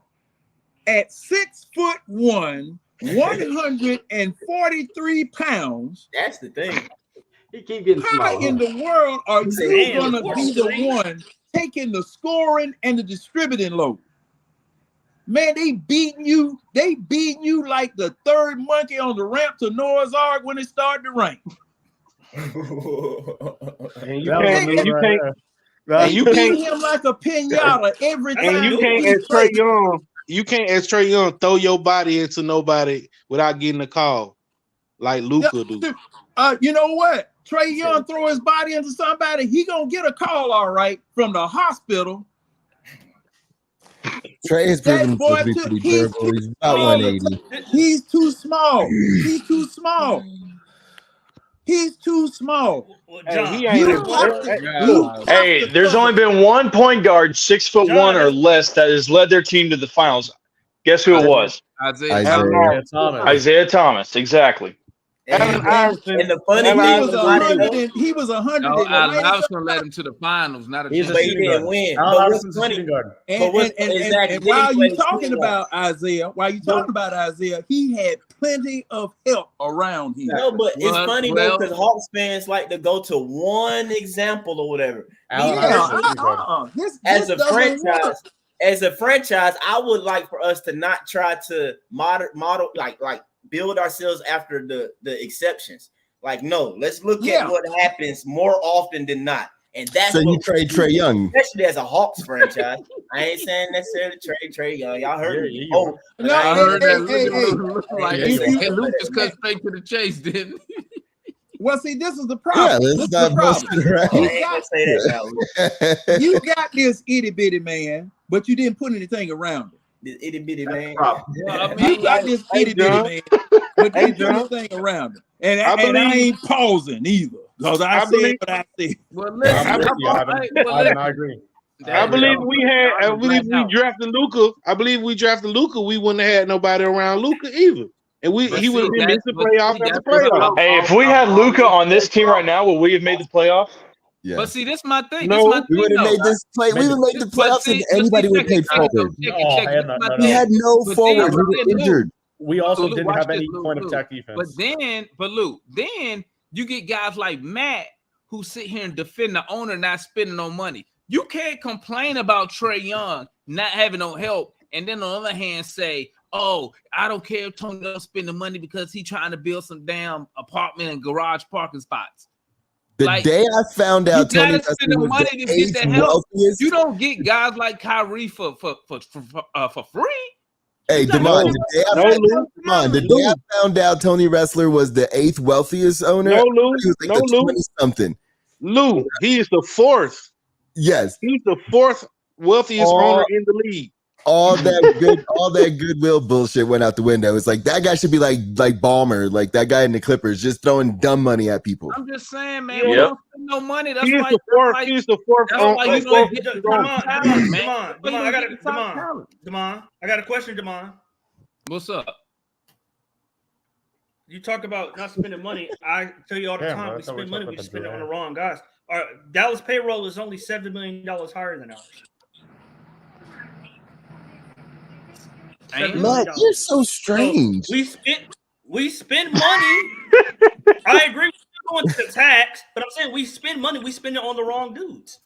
See, that's the problem. No, we dumped John Collins and Kevin Huerter just to prevent from going into the tax. I agree with you going into the tax. We re-upped Clint. We re-upped all these people for no reason.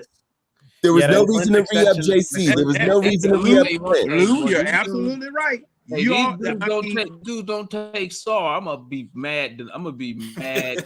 Damon, you gotta please don't take Saw. Damon. Telling you, dog. What'd you say? I'm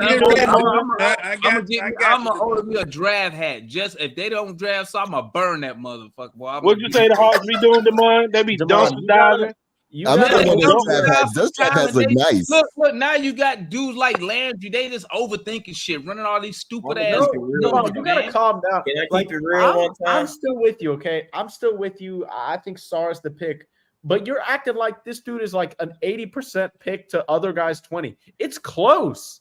Like between who? In the chat, I've said in the chat tons of times. Between like quite a few players. Well, at least a few. Mike's doing the same thing for Risa right now that I'm doing for Sarr.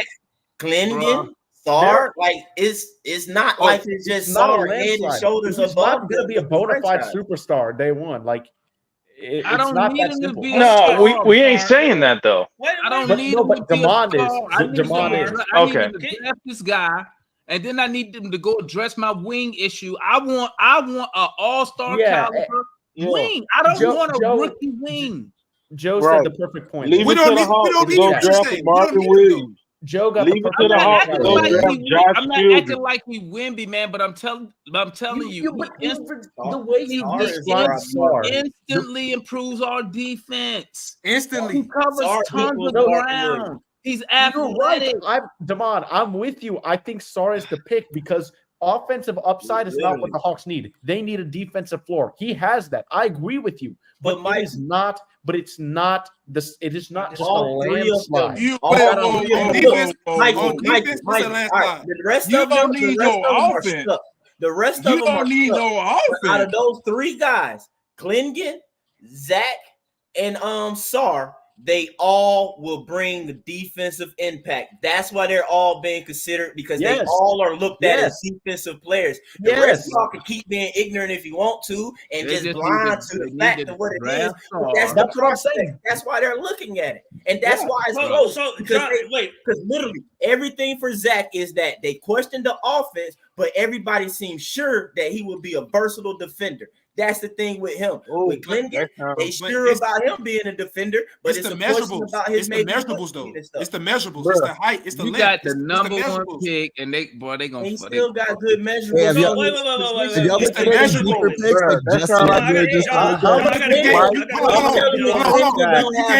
You can't teach everyone. That Sarr is going to be the teach everyone, bro.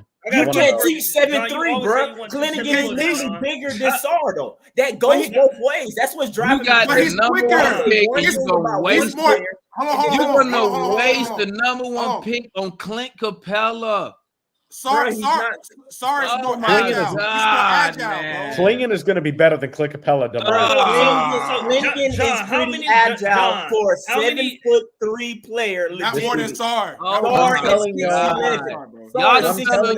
Y'all done fell in love with his little baby video, and now y'all. John, how many post games? How many post games? Man, y'all Hawks fans want highlights. How many post games is it going to take you to be upset that Sarr might give you more highlights? Sarr has literally brainwashed you. It's crazy. You guys don't use eye tests when it comes to He's players, brainwashed. bro. No, Why are he's you not. smart? He averaged 4 rebounds. I'm not. What about it? That's gonna be You different, bro. You ain't looking at nothing else Get but Sar, Sar, bro. man. What are we doing, You're bro? Have y'all looked at anybody else besides the number one picks? Have y'all looked at like Justin Edwards or any of these later picks? Hell no, we don't care about Hey, them, man. We need a big, bro. We need a big, bro. We need a big. You know, hey, you know what's up there? Late. Hold on. The most important thing is hanging over the middle of the arena. Defense. Scoreboard. Holy cow. No, score more points. Oh my God. Scoreboard is the most important thing. Bro, this is crazy. I'm reading the chat right now. At 7 foot, now I'm gonna tell you like this: at 7'3", 300 pounds, that man is defense personified. You park that man down there at the basket, ain't no more driving to the basket no more. That man is putting people in a. You talking about? No. I'm talking about Edith. I'm talking Edith, about. what the get out. Hell no. Did you watch that championship game? Did you watch that championship game? They was alley-hooping. Yeah, he was getting alley-hoop. Yeah, with alley-ing all over his ass. What are you talking about? Hell no. The 2024, John, not 1979. Hell no. Wait a minute. Hold up. Who doesn't believe in Wait a minute. Y'all talking about this not 1970 anymore. Now you got the hold up. You got the slowest man in the league winning MVP of the entire league this year. What you think Edith gonna get MVP candidate? No, I knew someone was going to compare don't twist my doggone conversation now. I see you. I see you. But what my point is, you got the slowest, Herman Munsterous, lurches joker. Oh, we lost him. Oh, okay. Can I speak real quick? Can I say something? I didn't do that, man. Hey, John, internet. Okay, hold up. Let's break it down. Let's break it down right quick. All right, you got the number one prospect is a tall dude, 7'1", who ain't as great as everybody think he is.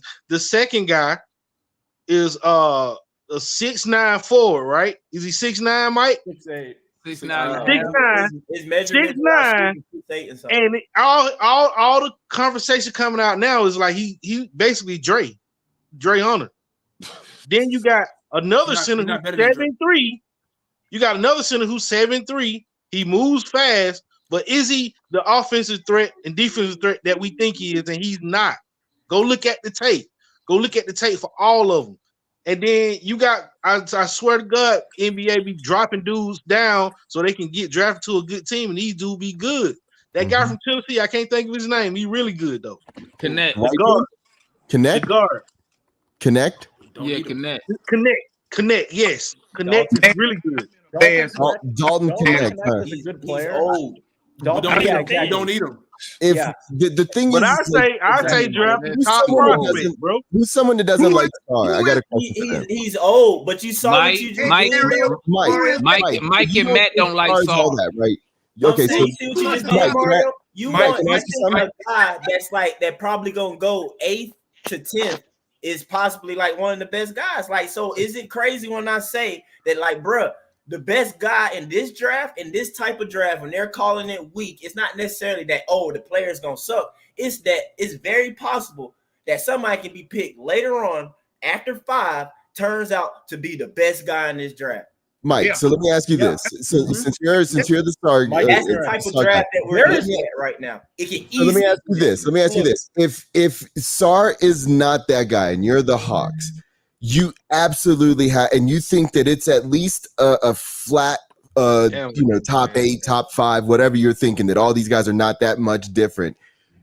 Is it not imperative, if you don't draft Sar and you don't think he's that guy, is it not imperative for you to then move back and get multiple picks or something like that?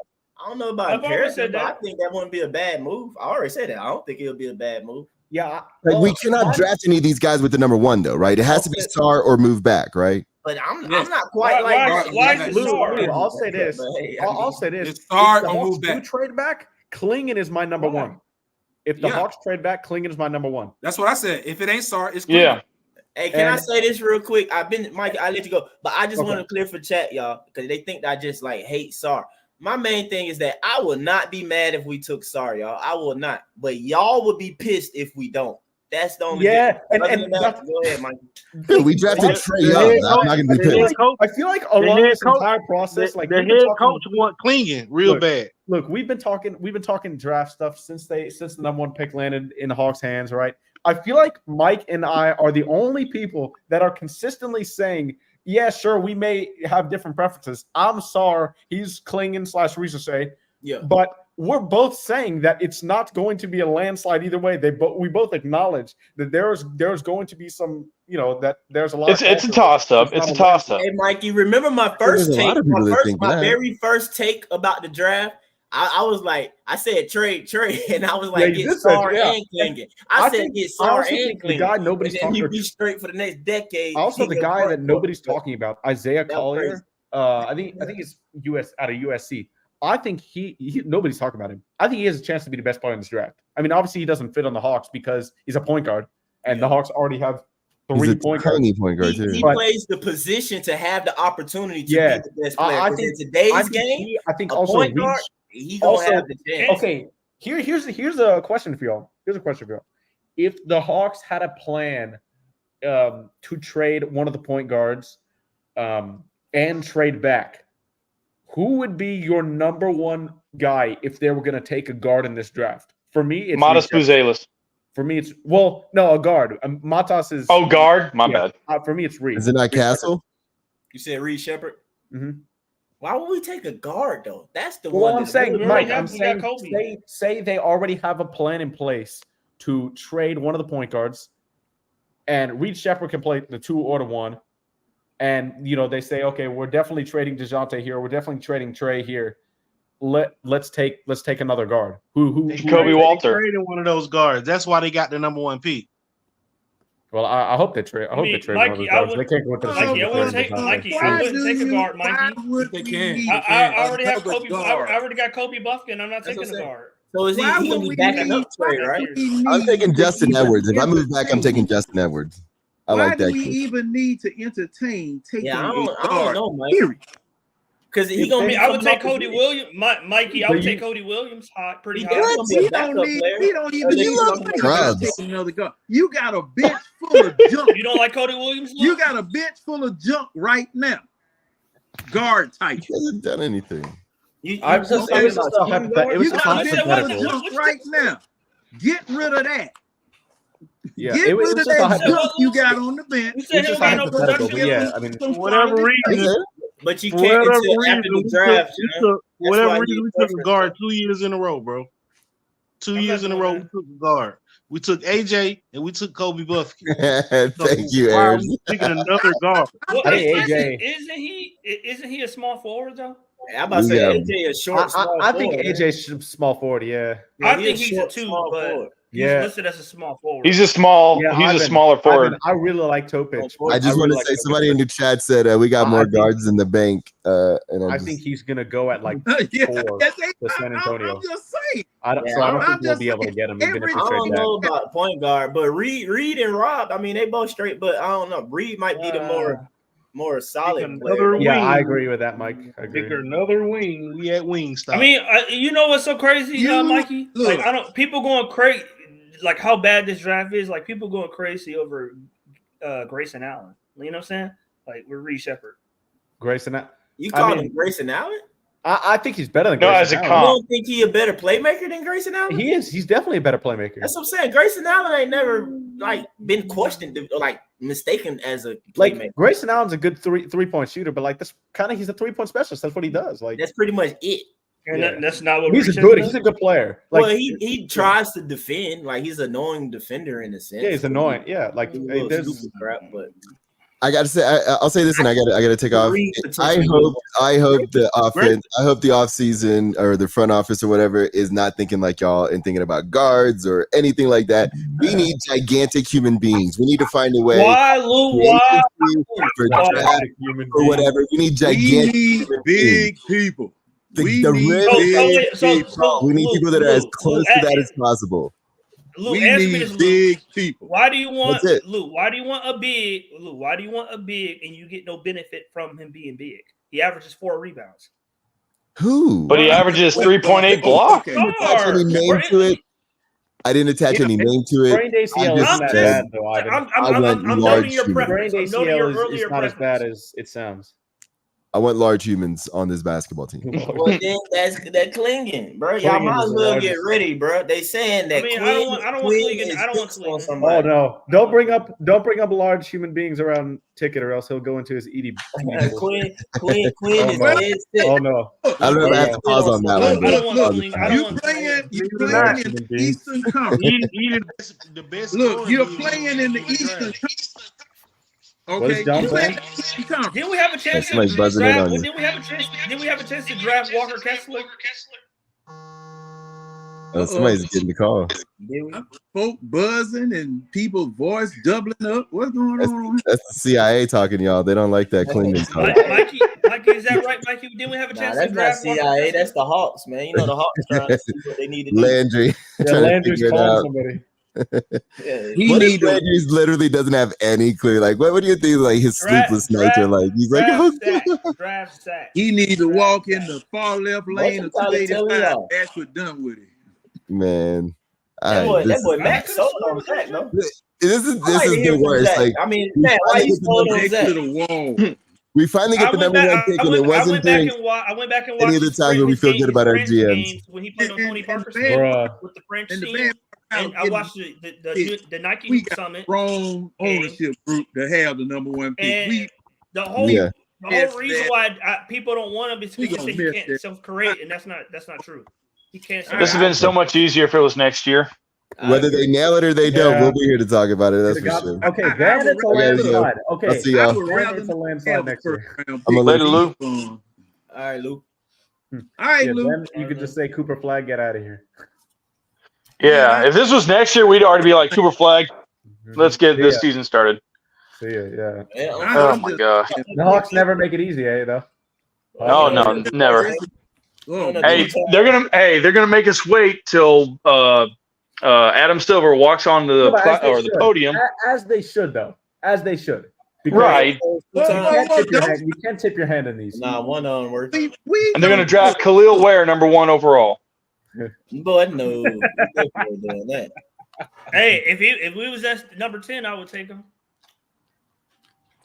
No, I would too. Yep, 100%. You can't pick who you want. You got to pick who they tell you to pick. We only have one pick this year. We don't even got a second round pick. Yeah, we don't.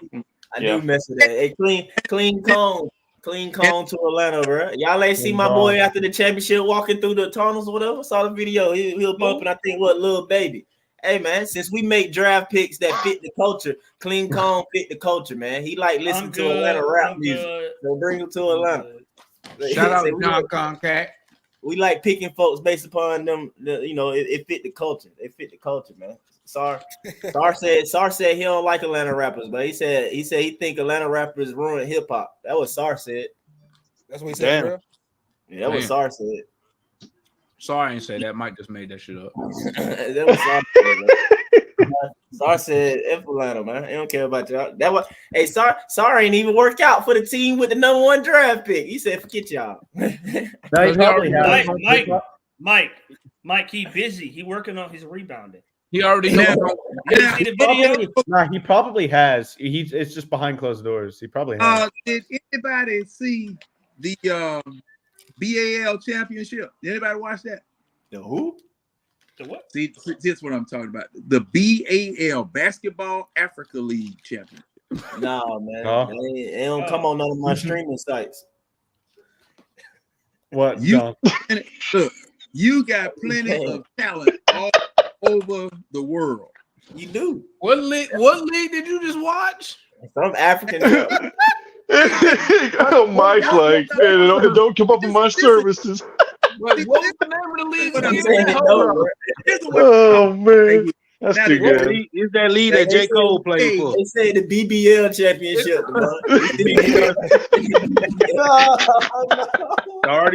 Starting at point guard, Drake. Aubrey Graham. The NBA is wait. What league did you have again, John? What's it called? The Basketball Africa League, the NBA, BAL. running the league over there in Africa. The whole damn continent on one. Hey, you know what? You know what, John? It's funny that you're bringing it up. It's a guy who they said going in the top 3 next year that's better than Sarr. He just reclassified again. That's why me and Matt trying to tell y'all, man. If people pay attention next year, y'all they talk right now, man. Talk go left when we get that pick, bro. It wasn't talking like that at first, bro. Hey man, talking like that at first. Have a hell of a year. Huh? Hey, y'all go the Basketball Africa League, man. Y'all just he from Senegal. No. Does he play in the Basketball Africa League? Keying I don't know. One of them jokers out from over there. Nobody heard of no Basketball Africa League? I've heard of it. They go play watch it or anything like that. I don't know. I don't know why not. Hold on, wait, Damon. I'm gonna look. Hold on, wait. I'm gonna look, Damon. Hold on. I don't know why not. They just had that championship last week. Who won? Who playing? Oh, here, Matt. Oh, this is a good question for Matt, Farrell. Yeah. Matt, if Scoot was in this draft, is he going number 1?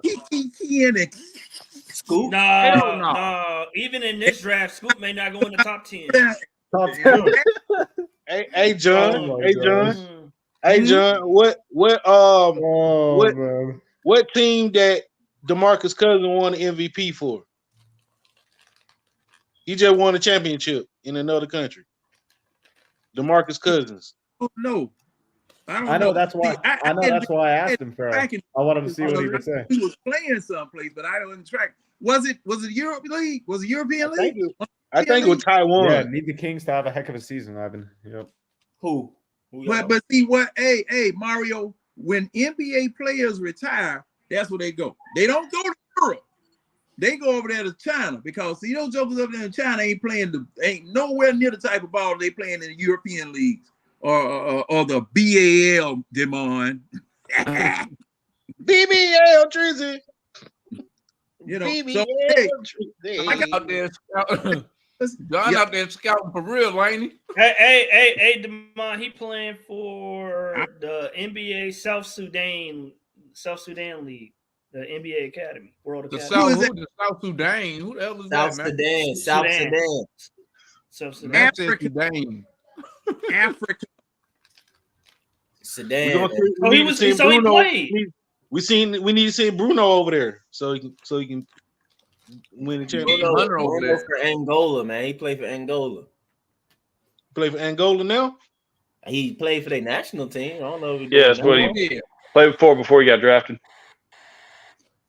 But but for real though, man, like this international world game, especially like it's a lot of these. It's catching up. It's actually catching up, Mike. International. I mean, it's not fair to do that. Like you're taking the world against one country. Like that's not quite fair. But yeah, you know what I'm saying.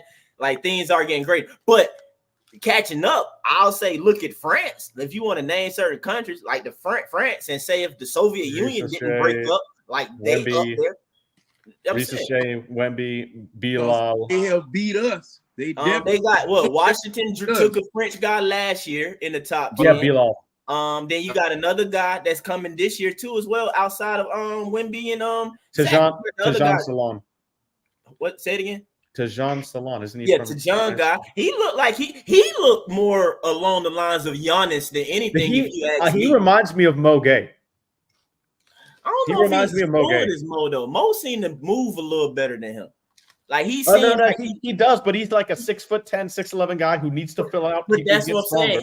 He give me the Giannis feel. Like he'll be like Giannis, like, you know what I'm saying? But maybe with a little better shot. Because he already got an ugly little shot that's set. Yeah. Like hey, let me ask y'all a question real quick. Y'all heard about the trade that happened today, right? There's a trade that went down today. We can do Oklahoma City traded Josh Giddey to Washington for DVI, whatever his name is. That ain't happen. No, I didn't see that. It didn't happen. I didn't see that either. That ain't happen. I just saw that. Nah. I saw that when I got home. Don't follow that NBA Central account. Yeah, it must have been Central. That's fake. Yeah, don't do it. Okay, man, I might be wrong, but this guy, the guy who I was talking about, who played for Washington, I wanted him over AJ, bro. Corey Which guy? Corey Kispert? No, his name D. It started with a D. Last name Denny Abdia? Yeah, that's Denny Abdia was in the 2020 draft. With DeAndre Hunter, I think. Right? No, that's a Kongwu. That's a Kongu's draft. Okay. Denny was my number one choice in that draft, by the way. Denny's not a bad player, man. Denny's my number one choice. A Kongu was number 2. Yeah, I think Kuz and really the other fool kind of hurt him a little bit in Washington. What's the other dude? Pooh. Yeah, I hate Pooh. Yeah, man. Denny. I think Denny's been misused a lot of his career in Washington. He's more of a point forward than a guy who's like just gonna spot up, shoot, attack closeouts. Like he needs to have the ball. The Wizards finally used him that way the last half of the season. Yeah, they did, but playing with Jordan Poole, man. You know, I don't watch them, but I can already assume Poole on the floor and then Kuz. Oh yeah, like bro, that junk ain't finna. He ain't finna be able to. Yeah, man. I think he could be really good. I really do. I hate Poole, bro. I think I saw. Who's the other guy that's been pretty good for Washington? What's he say? Bilal, Corey Kispert. Kispert, yeah. Mm-hmm. But the Bilal is his name Bilal, right? The Bilal kid. Yeah, Bilal Coulibaly. I mean, he talked about both of them. Now he talked highly about Sarr and he talked highly about Zach. He's gonna be a 6'9" shooting guard. But look though, Bilal said this about Zach though. He said Zach is a shot maker, and he was saying that he can make shots from anywhere on the floor. That was what he attested for saying about Zach. You know what I'm saying? So when people say that he can't shoot, he can't do this and that, I'm like, dang. Now I understand. Wemby said he the number one pick. I think I read what Wemby said too. Wemby talked high of him too. Wemby said Zach the truth. He said they used to practice together over there in France. Yeah. You know what, Matt? We don't need him though. Hey, Matt. Hey. You know what that remind me of? I think we do need him, but you know what that remind me of, Matt, what you just said? Mm-hmm. It reminded me of when he played that video of Zion saying Cam Reddish was the truth. It wasn't just Zion. You know what the difference is? Where's Cam Reddish at today? Wembyama was probably guarding him defensively. Where's Cam Reddish at today? The guy who's supposed to be the Zion wasn't playing. The difference is that our guys was talking about AAU, watching him run up and down the court at AAU. And he's American. Why trying to spread rumors on me? I thought Cam Reddish was gonna be nice. Collier's just underrated. I never said he was my guy. Just like you think Sarr gonna be nice. Until I start seeing us Sarr gonna be nice, just like Cam Reddish. Sarr gonna be nice. Sarr gonna be nice. He gonna be a 7'1" Cam Reddish. Sarr gonna fit with the Hawks. Sarr gonna fit with the Hawks. He gonna be out there. He gonna be out there traveling, doubling, carrying. But y'all say that. But that's what I'm saying. For me, that's just the game today, though, bro. Being a good fit. I legit see all three fitting. Like y'all saying, Sarr a good fit. Okay, Zach a good fit. Clinton a good fit. Like they all fit. They're all a good fit. But Sarr can do things that they can't do. That's well. Here's my thing. That's the thing, though. That's the point. That's the point I'm making. Right? Elite rim protection, Matt. I can say that. He averages the same amount of blocks as a Conwell. I can make that argument multiple ways. Like Clinton can do stuff that Sarr can't, because Sarr is not a good on-ball interior defender, where Clinton can do that. Yeah. He can switch though. He's the biggest thing for me why I would take Sarr still number one is he gives you a defensive floor raiser. Right, he's a defensive floor raiser, but he also comes with that offensive upside. Like Risa say, while getting him and playing him at the 3 year one would be helpful. He's got great size for the small forward position. He has defensive upside, right? Great length, but that lateral quickness is not quite there yet. He's not able to stay in front of guys very well yet. I think he can get there, but he doesn't come with as much defensive upside as Sarr comes with offensive upside. Exactly. So I think that a defensive floor raiser like Sarr with the upside is just a bonus. Mikey, do you think? I would also, but Matt. I'm about to say, I think Matt with me. I don't think Sarr offensive upside that big. All of Sarr's weaknesses, I think, can be addressed It can be by a lot of players that the Hawks have now on the roster. That's what I was speaking to Leon in a space a couple days ago. He was like, I couldn't put that into words ever. But like Mikey literally said exactly what I've been saying. Like that, his rebounding weakness. Say you've got Jalen at the 4. Let's say the Hawks trade for Brandon Ingram. It's a common name thrown out there.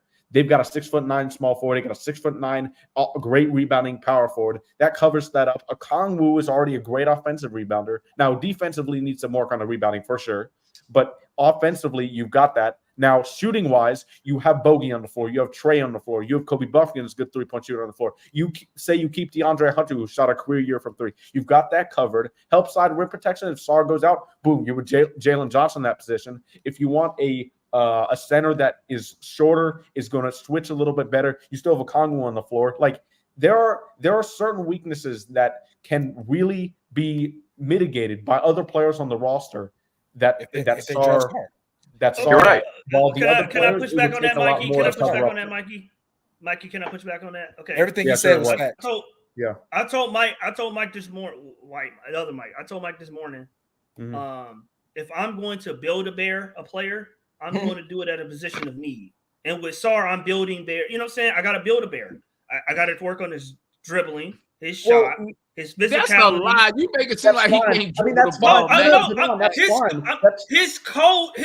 His coach, I watched a whole 45-minute interview of his pro coach today, talked about he needs to work on all those that's things. Fine. None of them are good. That's fine, but I don't think any of these 3 players will start day one. I don't think any 3 of them would or will. Sarr will. No, I don't think he will. I don't. I think they'll do them just like that Wemby was last year, put like 22, 23 minutes. Number 1 pick. Well, no, I don't even think he's going to start, but that's not a big deal to me. I don't care if they start. I care about getting minutes, but I don't really care if they start. Like I just want to get back to the playoffs. Look, the Hawks, all reporting suggests right now, and so Trey's party and the Hawks organization, they both agree that they are in win now mode. How many teams do y'all know that are going to put an 18 or 19-year-old starter in a position on a win now team?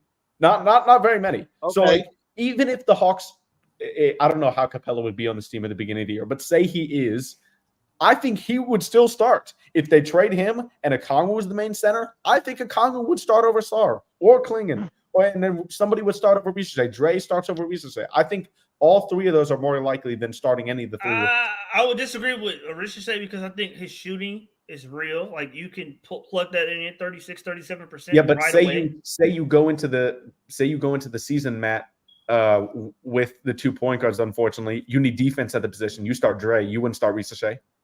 Exactly. Not starting. Start Dre. I disagree. I think Risache.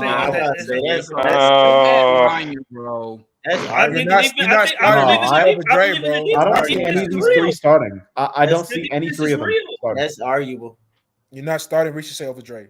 Y'all saying that because number 1, you definitely don't want Zach. But like, come on, man. I'm not saying I don't want him. We just don't need him. Bro, we don't need him. Bro, again, though, you saying you don't need him. Why don't we need him? Why don't we need him? No, we all know who the head coach is. You don't have any. If you pause for a minute, y'all want to move and trade people. Fact is that you have less small forwards on roster than you do centers. So you can't tell me you don't need something that you literally lack. You lack a wing. You do. Jalen Johnson is a 4. Okongwu, Moji, Clint, those guys are on the roster. Bay is hurt and an unrestricted free agent that may not come back to halfway through the season. So you effectively have 1 small forward. So don't tell me you don't need a wing. Yeah, you do. Yeah. No, they're right. Like, y'all got to stop saying that. Like, you do need a wing. You do need a wing. You need one badly. But I think they're going to trade for a wing. That's the difference. I think they're going to trade for use Murray to facilitate getting all-star caliber wing player. And who is that? Who is that? I just know we need a wing still. I just know we still need a wing and center or whatever. But why you can't get BI and draft Sarr? Reportedly, they're not high on BI. So, but beggars can't be choosers because guess what? You're gonna end up coming back with that same backcourt. So what, Damon? If I'm choosing a player, if I'm asking Quinn to pick a player, I would think he would pick the wing. I make the argument all the time, looking on his system with both the Skyhawks and what he tried to implement the first half of the year last year. The wing is much more important in his system than the center. Exactly. So why would you want? So that's why you want to handpick the wing, and I can get anybody to play center. Damon, I'm saying that's why I'm going to handpick the wing, and I can get anybody to play center. I can get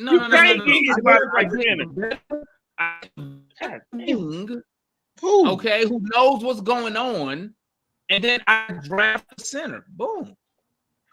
But Damon, if the wing is more important in the scheme than the center, why would I go get a veteran wing who I can't mold and I can't? You know what I'm saying? That already has problems. Because we're in win now mode. Matt, we are in win now mode. We're done rebuilding. I'm not saying we're in win now mode. Why would we pick another wing to because we don't have we gambling on another rookie. Listen to what y'all saying though, Mario. I would agree with what you're saying, but for me, I'm gonna say that across the board. If we in win now mode, screw that number one pick. Move that hole and you go get some actual players. Like the only thing is, get a rookie. Mike, the only thing is you getting a rookie. The new day say who you gonna go get? Well, I'm just saying, if we win now mode, my whole this is why I get angry with this is why I get angry with some people when they come down to me and say, "Hey, we drafted AJ Styles. Like, why? I mean AJ Griffin. Why did we draft him? What do you mean? Ain't he a wing or ain't he a guard or whatever he is? We wasted a pick. What do you mean you wasted a pick? We had to change his scheme and regime. That was like the 17th pick, though, wasn't it? What do you mean a wasted pick? You could have kept Kevin Herter. I mean, yeah, you could have kept Kevin Herter. You're gonna pay Kevin Herter. I mean, you could make an argument we should have got Tyree Easton at that pick, but or Cam Whitmore. No, that wasn't that draft. That Cam Whitmore was Kobe Buffkin's draft. Okay. Yeah, no, it was Tyree Easton. And I like the Buffkin. So why did you need Kobe Buffkin? Why do you need Kobe Buffkin? Because because we needed a guard defender, or if they move Trey, and they, I mean, it really makes it look like they don't know what they're doing. If you if Michael just pointed out, we got one they wing. don't know what they're doing. We got one wing, one serviceable wing. That don't look good, bro. Like we got Kobe Buffkin in the G League. We got they did that. Remember, they took us into the season really with legitimately one, and then they backtracked, saw that we lacked shooting, and we traded those 5 second-round picks to get Bay in here. It's crazy. Well, I mean, it was a regime change, so I mean, of course, you're gonna have when you change regimes and schemes, you players that fit before. Excuses are useless when we trying to win now. No, you said why we don't play AJ. I'm just telling you, it was a regime change and a scheme change. That's bullshit. That's bullshit. Play that man. I mean, bro. it's a fact. It's a fact. Well, I'm gonna tell you why he didn't play, because he was mashed this year. He was awful. Who was awful? AJ. He was awful this year. Yeah. Well, he had a lot of stuff going on outside of basketball. He's been garbage. I'm not giving up on AJ. I'm not giving up on AJ. The defense was rough, but he had a good rookie year though. He went from the all-star. He went from the all-star rising rookie game to just getting DMPs. No, he didn't have a good rookie year. He had a good rookie first half. I was saying he had a good rookie first couple months or so. Hold on. Hey, who was the people who kept saying, "Hey, he had the most prolific 19-year-old season in the NBA"? Y'all homies in the space that be on spaces. Yeah, he did. Ain't nobody vouching for AJ no more. You can't take that away from him. He did. He did. When they drafted him, I was like, "Why are you doing?" When they drafted, I was like, "See, what I'm talking about? We don't know what they don't know what they're doing, man." I got chewed out about it. He ruined AJ. Hey, Tank, you talk about eye test. I'm not an AJ fan. As soon as I saw AJ, I was like, "Yeah, nah." I was like, shooting threes and knocking down shots, but I was like, "I don't really." Bro, and I was like, he a liability on defense too. I said that.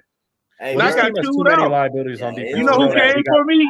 Y'all know there's too many. Y'all know who came for me when I said that? Trey Young, Eddie cussed me out. He cussed you out for that. Hey man, Eddie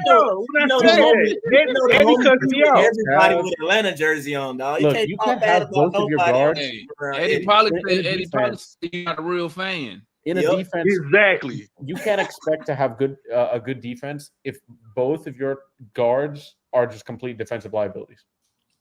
Yes. You just can't expect to have a good defense. It's not gonna work. It's what happened this year.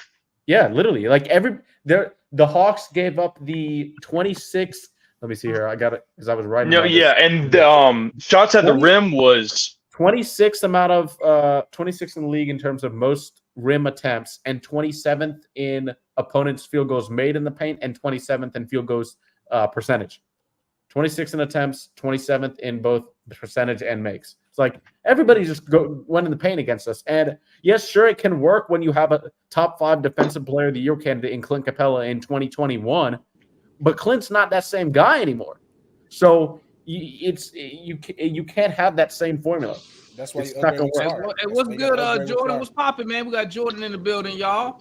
What's happening, fellas? What's happening? I've been listening for a while and commenting in the chat, and I mean, it's a lot of good points made. One thing I will say, I don't see it with Ricochet. I've watched a lot of film on him, and he just has such a hard time getting his own shot. I mean, he may end up being a solid 3-and-D role player, but I don't think that's what you take at number one. Klingon, I think he is an elite defensive prospect. I do. But the issue with him is his free throw shooting is horrible, and I just don't think he has the offensive upside. Y'all talk about other players that I like. Go watch film on this guy Nikola Topic, 6'6", yeah, he's good. guard. This guy gets to the basket at will. Well, no, he sprayed it. Big difference. Initially, I wanted to get 4 and 8 to try and get him and a big, but Brian jacked up his knee and stuff again. Yeah, well, he didn't tear his ACL. He sprained it. It's a big difference. He sprained it. He sprained it. Oh, he didn't tear his ACL. But no, it was just a sprain. Didn't he have an injury already within the last year or so? I mean, yeah. A couple years ago, he had a history. Yeah, a couple years ago. I thought they said partial tear, but yeah, he would be a guy. I mean, the fact that he hurt the knee, he'll probably be there at 8 if you did trade down. So if I did trade down, it would be clinging. 8's a tough. Yeah, I agree with Linda. It would be clinging to him if I did trade down. But I'm on the same team with Damon.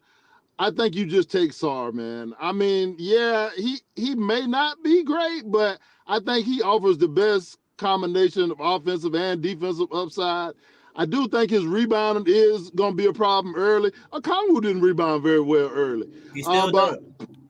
And Miles, well, he's improved at that a little bit, though. He has. But Miles Turner was a guy who was low rebounding. No. I put myself on record. If you never heard me say this, but I do not like Miles Turner. Every time Hawks fans bring him up, I literally say no. But if you got to admit the man has stepped his game up. He's a rim protector. He knocks down shots. You know what I mean? And he rebounded the ball better. He rebounded the ball better this past year. He's never anchored a top defense. He's never anchored a good defense before. So I mean, they don't have a lot of defensive talent over there. That's not their game. But point being, he did rebound the ball better this year, so rebounding can be improved. What I don't see improve a lot is a guy his handles. If a guy has a hard time beating people off the dribble early, they rarely get significantly better at that. Can I ask you a question, Jordan? Yes. To something you just said, do you think with Miles Turner that it could be a possibility of, say, like maybe the Pacers like increase offense and maybe more possessions while his rebounds might have went up? But they played the same pace last year, though. They played just as fast last year. Yeah, they played just as fast last year. Okay. Rick Carlisle coached teams put up points. I know that. Dallas had one of the best offenses up under him as well. But my point being, though, like you rarely see a guy go from a guy who can't beat people off the dribble to great off the dribble. That's just a skill that you rarely see a significant improvement in. I do see the similarity to DeAndre Hunter in some ways, but I think he's probably going to be a better finisher at the rim than DeAndre Hunter. I'm talking about Ricochet. But ultimately, I think Sarr gives you the best upside. He's got a mid-range shot. He doesn't shoot a high percentage from three, but you see the shot is there. He's not a bad. Yeah, he's not a bad free throw shooter. He actually can beat bigs off the dribble. You know what I mean? And he is a real rim protector. Wait a minute.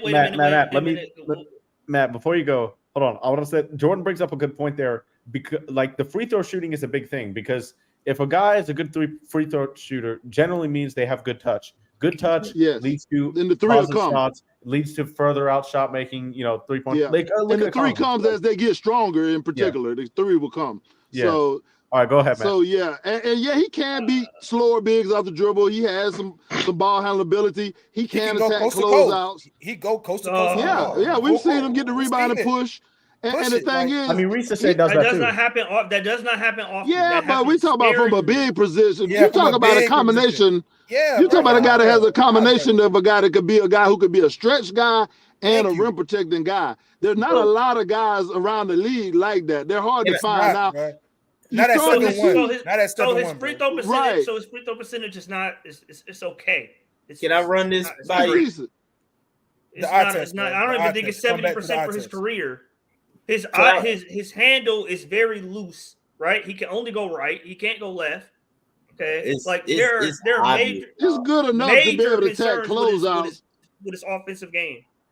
It's good enough to be able to attack closeouts. But it's not good enough to attack closeouts if I know already that you only go one way. I'm literally going to close out to that hand. Most of these bigs running out that way. But that's what I'm saying, and this is what I've been said. I can tell you right now, but by looking at SAR playing stuff like that, which is it can be an issue. But all right, number one, like how many, I guess, slow bigs it is or whatever. I mean, I guess they'll have to figure out who will go on to like maybe JJ or something like that though. But I don't know. Me personally, I feel like SAR will see a lot of not centers on him, and I personally don't think that he'll be able to take advantage of your 6'9" type forwards and stuff. Well, I mean, I don't expect him to come in and set the league on fire anyway. I think he's a guy that as he gets stronger and gets some years under his belt, he offers the best upside. So I get what y'all saying as far as win now, but I don't think you draft for win now. I don't think at number 1 overall you worry so much about position fit outside of point guard, because we just got too many of those already. But don't that suck?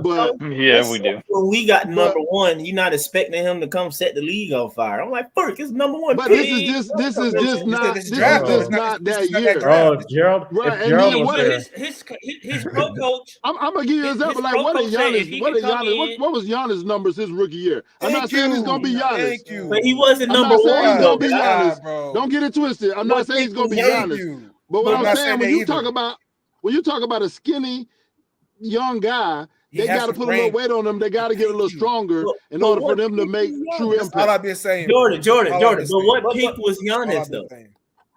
Giannis was a lower pick, but at the same time though, if scouts knew what they knew today, he wouldn't be picked as low, because scouting evolves. People don't want to miss on the next Giannis. You're right. But I feel like that feeds into the argument of like really like number 1 might be the worst pick in this draft. Because again, Giannis wasn't even number 1. He's later on. Before you came on, I just compared another French guy that when I look at him, I compare him to like a Giannis type. What's his name again, Mike? Because I'll butcher his name. Salon. Okay, and he's not in the number 1 conversation. He possibly go later. He would. I mean, no doubt. There could be a guy come from lower that be one of the top guys, or could be the top guy, maybe not. Probably just inside the lottery, maybe mid-team. It's up to us if the worst pick. It's up to us if the first pick becomes the worst guy, or who we pick. Jordan, are you concerned? Are you concerned, Jordan, that SAR has never, as far as numbers, has never been productive? No, he's not concerned. Not especially 19, bro. because it's 19, bro. It's 19. If you look at any level, bro. Not particularly, because when I look at, and I know you don't like those, but when I look at the production over per 36 minutes numbers and stuff like that, it shows me that if he played more, he potentially could have done more.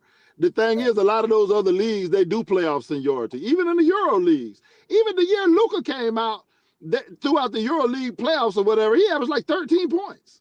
You know what I mean? Okay, but even I gave that the benefit of the doubt. I just want that to apply to all the international guys. Even in OTE, where they paid him to come over and be the best player on their team, the best season was 11-6 and 1.8 blocks in like 33 minutes a game. He was too busy walking around. I don't think. First of all, when you talk about the block numbers, I don't think there's any question that this kid is going to be able to protect the rim. At the very least, Jordan, I'm saying his block numbers are the same as Okongwu's. I'm saying his block numbers are the same as Okongwu's. That's all I'm saying. But how many minutes are we looking at here? You know what I mean? OTE, he was playing over 30. Hey, Jordan can't cover ground. Hey, Jordan. It was like 24, 25 or something like that. Hey, Jordan, just so you know, Matt is scared that if we draft Sarr, that Okongwu will become expendable. That's why he's always going to keep bringing up Okongwu. Looking at the production, I don't see why, because Clint, for one thing, Clint needs to go. You know what I mean? So I don't see why. And the other thing, honestly, I don't think you should keep both Trey and DeJounte. I think you should try to trade DeJounte for the best player you can, whether that be BI or, I don't know who, Can't, I doubt, but whoever it may be, you know what I mean? But if you can't pull that off, then what I think you do is you go big in the front court. You know what I mean? You start a center. You start a Okongwu at the 4, and you put JJ at the 3 with the 2 little guards. You know what I mean? If you have to go that route. If I could have my perfect, I think I've said this before, if I could have my perfect starting lineup going into next season, no matter who it is, it would be Trey Young, Kentavious Caldwell-Pope, Brandon Ingram, Jalen Johnson, and Onyeka Okongwu, Alex Sarr, Clint, whoever you want at center. Really doesn't matter. Don't say Clint. Clint got to go. He does. But I'm like, there's a world in which he's still on this team. There is. I hope not. There is. I hope not too. There is. There's no world. He's on this team. Clint is gone. Jordan, I just get Cam Reddish vibes from Clint is done. Clint, like it looks good from afar when you just watch the highlights. Some people give him credit for not last season, but he was still he's still got to go. Hey Matt, do you not believe in development? You don't believe in that? Kentavious Caldwell. I don't believe. Like I said, you don't believe in that, bro. I don't think Tank ever heard. I gotta build a bear. I don't believe in development, bro. I tell you my theory. I believe in development, but development is a certain thing or whatever when it comes to this. And my theory is this: more often than not, because you always got exceptions to the case. More often than not, the development is being able to basically do what you did on lower levels at the higher level. You just getting more comfortable in it, and then you do it more consistent. No, getting stronger is a big part of it. But what I'm saying though is that you, generally speaking, don't necessarily see guys just do something completely different than they showed previously. Generally speaking, you have exceptions, but like let's take Trey for example. Trey Young is doing what the heck he did in Oklahoma. In high school, it's just a matter of him getting more efficient and everything of that nature on this level. Again, you got exceptions to that, but more often than not, guys just like they kind of who they are, bro. Like, you know what I'm saying? Skills. I think bigs sometimes develop differently than that way. Especially you've had a lot of bigs come in the league that didn't even play a lot of basketball before. Jordan, the few exceptions, Jordan, are bigs that come to my mind. It would be like Paul Millsap. I'm thinking maybe Carlos Boozer. Y'all can correct me if I'm wrong, but I feel like Carlos Boozer kind of did more than he showed in college and stuff like that as a big, well, I mean, like I said, I hate to keep going to the same example, but the knock on Giannis was that he played in a weak division of the Greek league, and he didn't even play against good competition.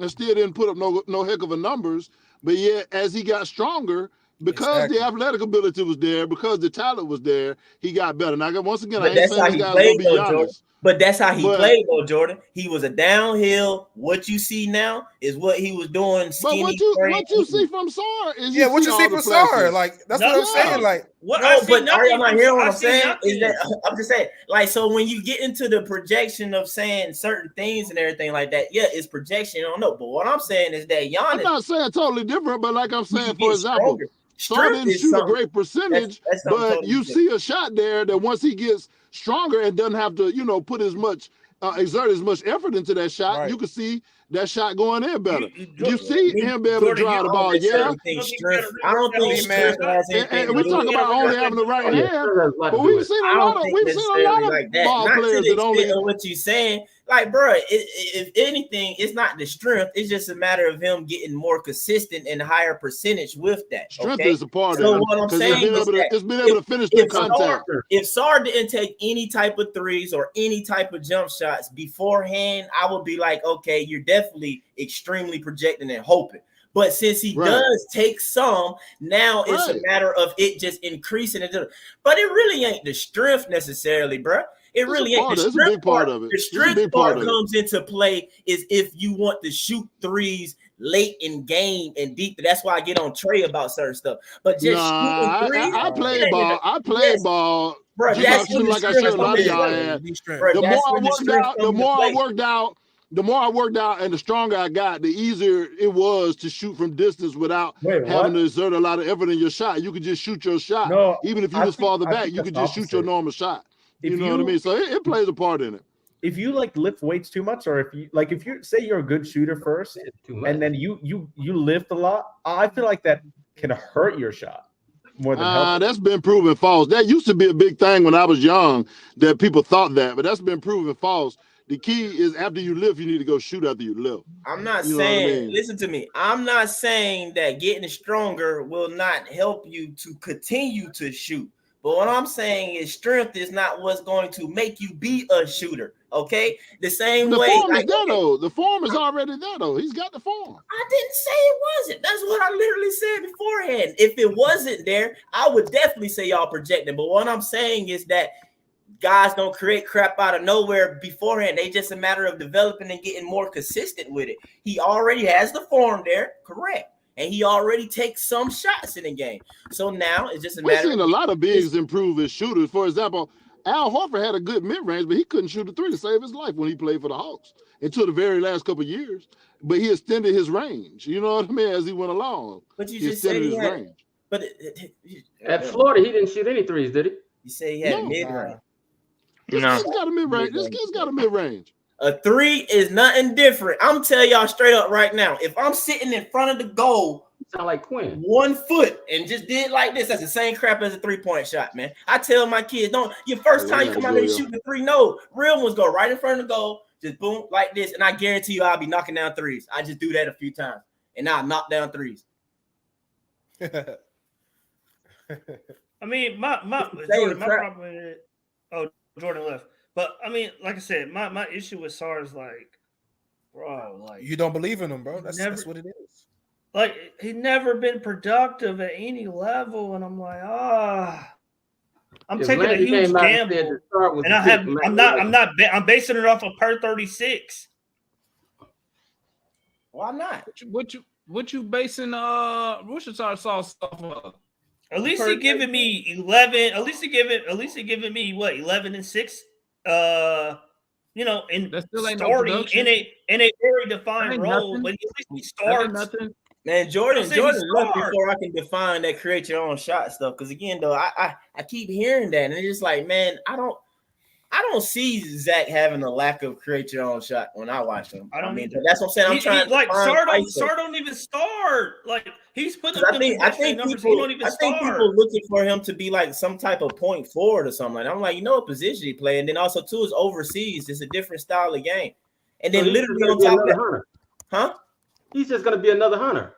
Y'all say that, bro, but the thing is, though, okay, Sar can be another name a bum, bro. Like we can do that all day. We can do that. Hunter's not a bum. First off, Hunter's not a bum. Hunter's not a bum, but I'm saying Hunter is better than Ricochet.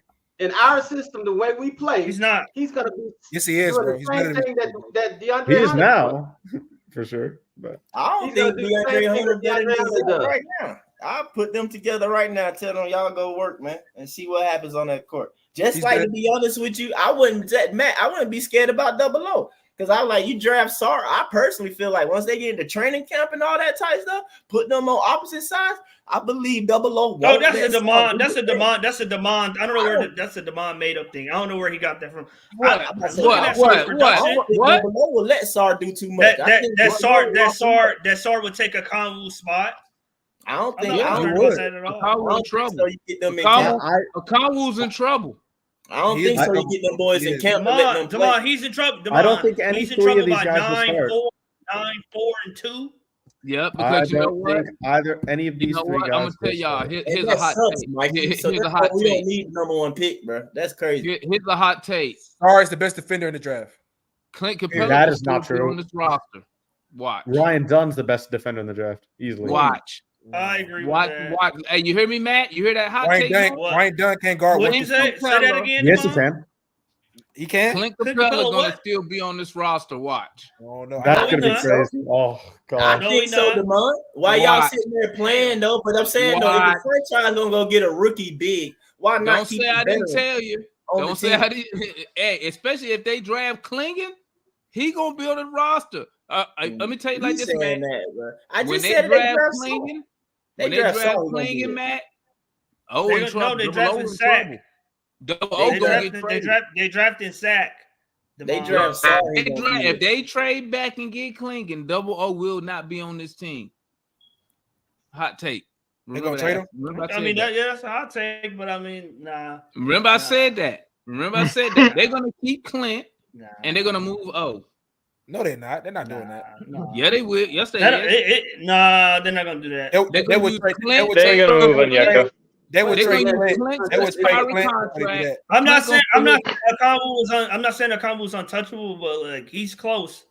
Clint gonna be here to mentor. I think we going Klingon though. What's Klingon? Watch. Move Okongwu for something, or Okongwu gonna ask for a trade. You realize he's not gonna start. If they trade, if they draft Klingon, they're gonna trade down and draft him. They trade down big Klingon. That's what they said. They in trouble. Yo, they saying that the Spurs want to get Spurs want to take SARS. I seen something saying that Spurs wanted Zach too though. I seen that too. I've seen they want Zach. They do want Zach. Listen, man, it's just a bunch of. I'd rather the Spurs get Zach. Zach fits perfectly on the Spurs. I ain't even tripping because we taking Star. All this is smoke screen. All of it just. I don't know. I don't think we are. I think we're gonna take. It's just a smoke screen, man. I'm not looking at Zach tape right now. Right now. You looking at him? I mean, you might not like him, bro. You know what I'm saying? He good defensively. I see him good defensively. He need upside though. I gotta have footwork. He need footwork on defense. But I seen him steal the ball. Mikey. All right, Mikey. I seen him steal the ball, but he couldn't create a shot when he stole the ball. Come on, that's the only knock on Klingon is because he can't shoot that well. No, he talking about Zach right now. What you say? He stole the ball on break. Oh, Zach, my bad. Yeah, I've been looking at tape while we were sitting here. I've been looking at different players. And you moved. I know you moved. Which one is that's with the JB Lorg or whatever tape right now? This is Hoop Intellect. Well, that's the people who giving it. I'm talking about who or like what? Who take the creator name is Hoop Intellect. No, not the creator. I'm talking about like what team? Because that's probably what the team he playing with now. That's the team he playing with. Is your team the team that's the JB?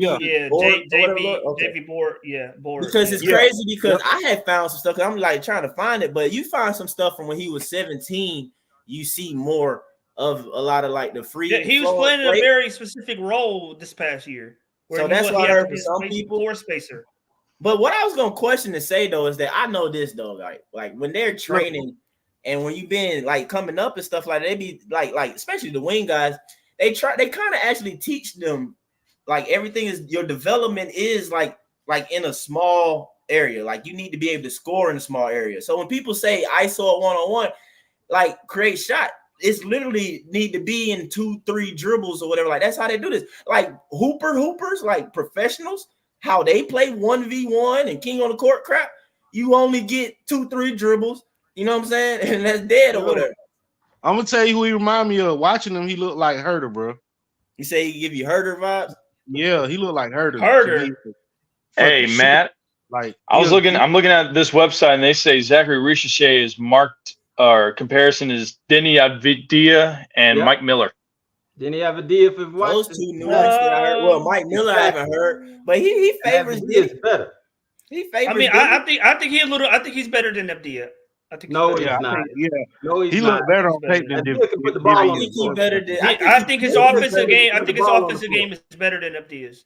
No, it's not. more polished than Avdia. Yeah, He plays better defense. No, Avdia can put the ball on the floor. He plays better than. But Mari, he can't put the ball on the floor. That's what I'm saying.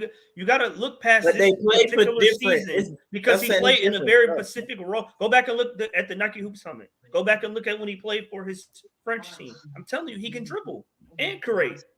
That's what I said. Yeah, he takes it off the dribble. He goes behind the back. He's getting the ball taken from him. He can't dribble under pressure. He's just like Hunter. What I'm saying though, if we want to sit here and knock 19-year-olds, and like again, we would acknowledge that he has to get better at certain spots. I'm just saying that got to go both ways for everybody. Sar got flaws too. He do. Sar needs to improve his jump shot. I'm just saying he can't. And Sar can't dribble. 19-year-olds, bro. Like, so talk about dribbling under pressure. Sar can't dribble when you cut up that right hand. That shit going out of bounds. Bro, or is he traveling? He doubling? But the thing is, though, but my thing is though, Giannis couldn't dribble when he came in the league. Giannis couldn't dribble. Giannis still can't dribble, bro. But he do a good job. When he came in the league, he couldn't dribble. What he did was got super strong. You gonna take the highest? The highest outlier? You want him to dribble like AD or something like? What needs to be said is this, bro. What needs to be said is this. I don't like the guy we drafted at number 1, bro, need to be clicking on all cylinders because we're not getting what Giannis getting where Giannis is now. We're not getting a superstar out the gate, and we're not going to get the calls and stuff like this. We're not getting a Caitlin Clark type player out of the draft, bro. We ain't even getting Caitlin. No, we ain't getting the guy. We ain't getting somebody who going a darling. This is what I'm trying to say. Shout out to the WNBA. Shout out. We're not getting LeBron James at the number 1. LeBron James came out clicking on all cylinders. Hey, if we draft Bronny, we could. Hey, that's the name right there, though. Hey, bro, I ain't gonna lie.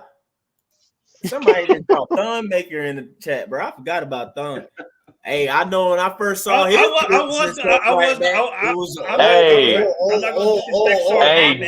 Jay, low key, Jay, that works. That's interesting. Y'all, I'm a little nervous. Okay, I don't like whenever players are supposed to be the next something that's actually that. They don't, bro. They suck usually, bro. They usually be way off of some crap. My thing is, like I said, I'm concerned. I'm concerned that like. My thing is he should have dominated OTE at the very least, but at least on the boards, I agree with that. He wasn't good. I think his aggression. He wasn't good at OTE. I think his aggression is the issue with the boards or whatever. Because it was a clip. I wish I could show it here. That was on Twitter. I replied to you, Matt, and I was like, "That's an example of a rebound that I feel like with more aggression."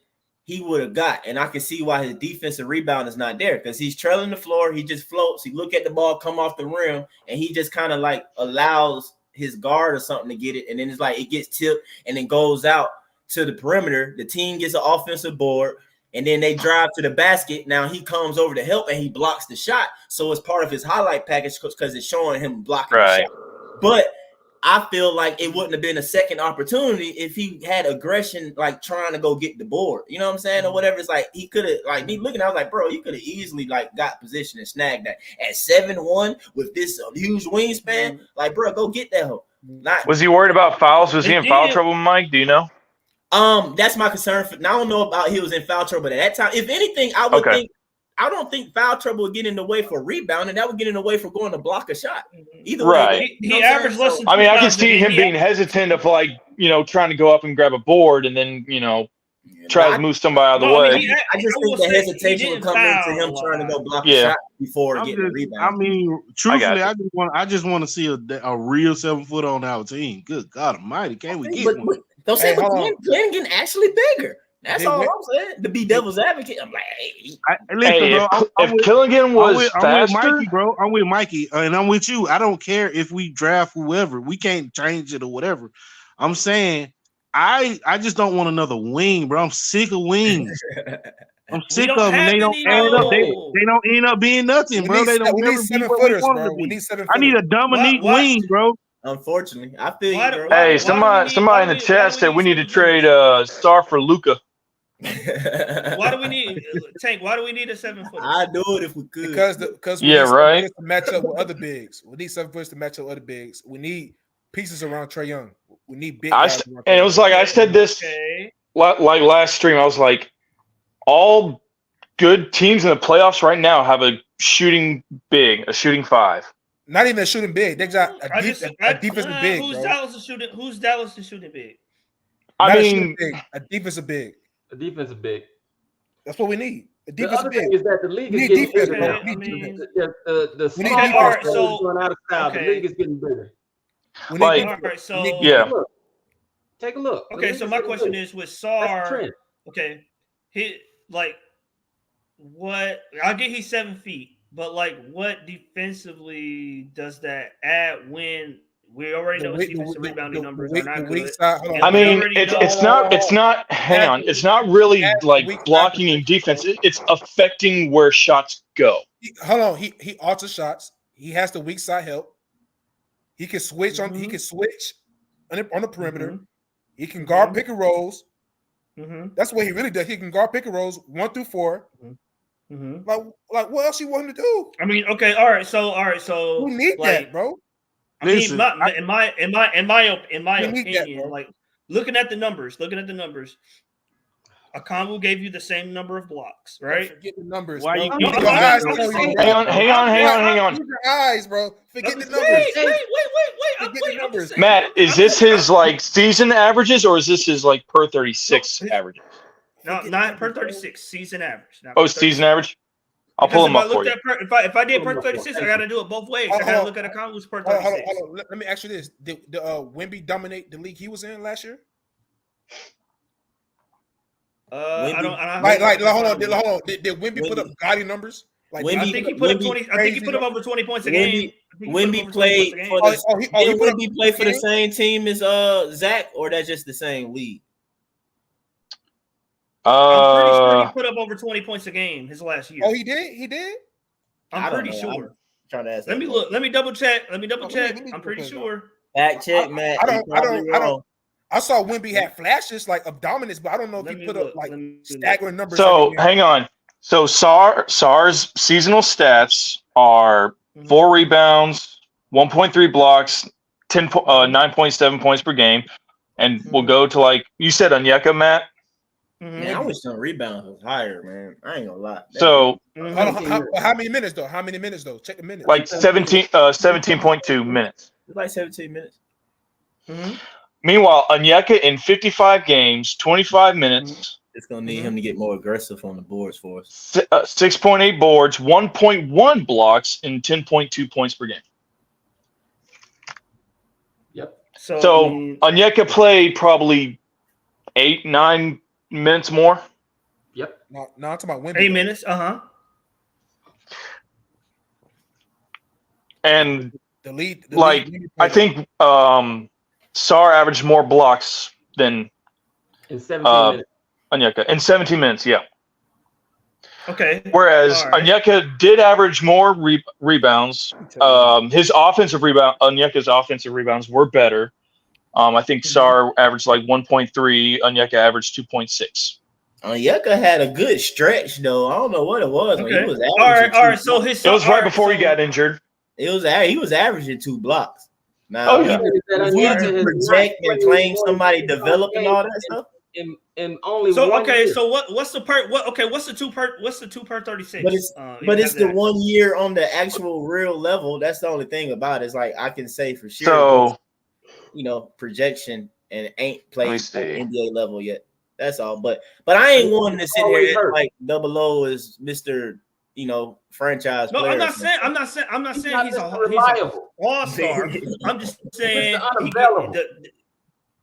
I'm just saying his numbers and SAR numbers are very comparable. That's my point. They're close. They're both of them are close. Saying if I'm going to get SAR, that means I'm putting him over Okongwu. If I'm supplanting Okongwu, his numbers have to be better. They can't be close. He got to blow Okongwu numbers out the water. Matt, is it a bad thing to have both put up similar numbers? You're not losing any defense if you're going from Onyeka to SAR. You gaining defense.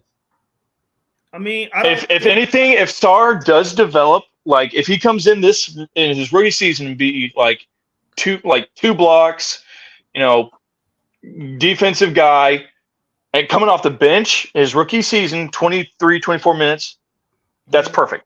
That's still rookie of the year. Is this a wrong statement to say? But I believe that Double O is a good on-ball defender, though. Like he is because he's quick. So is SAR. Onyeka is quick. Hey Tank, that's one of SAR's knock. Now you might be talking perimeter. That's why I call him a 7'1" small forward. But as far as interior on-ball center defender or whatever. No, I'm not talking about interior. But that's a knock on him. And I'm saying with Double O, that's actually one of his. Yeah, I agree with that. If I didn't watch Onyeka lock up Giannis that playoff series, I'd have been like. That's my thing. Like he's played well against the better centers in the league. He's played well. He has. He had his moments, bro. He's not doing it for the whole game. If you get DeAndre Jordan out there, he's gonna get cooked. He's gonna get cooked. Okay, my thing is. Y'all really think Onyeka can guard them niggas? I watch AD. My only thing, another reason why I would rather take SAR or Klingen. I don't see Onyeka going out and stopping Victor, or a Chet Holmgren, guys. He had problems with a certain Chicago backup center. Yeah, exactly. Andre Drummond put up 20 and 20 a game against him. That's because 2020. Drummond he didn't start that game, and Drummond already had a double-double when I'm about to say I can hand you maybe Wemby and stuff like that, but Chet and them, bro, like Drummond is like real deal. My thing is human being. No, exactly.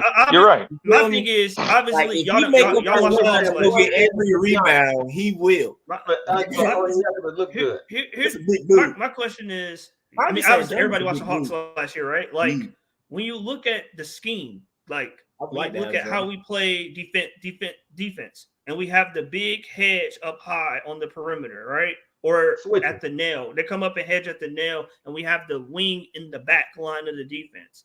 So, I'm like, the wing is more important than the center because the center's job is to either hedge or reverse the ball. In certain aspects, yes. That's why we got Jalen Johnson. I'm saying. So, yes, he's a 4. He's not a 3. So, I'm saying, like, with SAR, even if he wins his individual matchup, right, and we hedge, and they reverse the ball, and we don't have a good wing, it's still not going to matter because all they got to do is reverse the ball, and it's a right straight cut close out to the rim because we got a nothing wing behind them. So you're saying Ricochet would have stopped all that? Is that what you're saying? That's what he's saying. I'm saying in the scheme, Ricochet's role is more important than what SAR's role would be. Based on we have DeAndre Hunter though. We got Hunter. He's not, but Hunter is a better defender than Ricochet, bro. He's not. Yes, he is. Not only is he's not, and more important, even if it's equal, I think Ricochet's better. But even if it's equal defense, Ricochet's gonna give you that 82 games. DeAndre Hunter is gonna give you like 55. That's the difference. You don't know that. What about Onyeka? You want to continue to keep Onyeka as the starting center, and he has not played more than 55 games, but one time. That's what you want. Yes, he has some injuries here and there, but he's only played more than 55 games once. Okay, but I could say the same thing about OG Anunoby. I could say the same thing about a number of guys who had injury concerns. Mitchell Robinson. That's who you want to put our frontline defense on is Onyeka, who's only played more than 55 games once.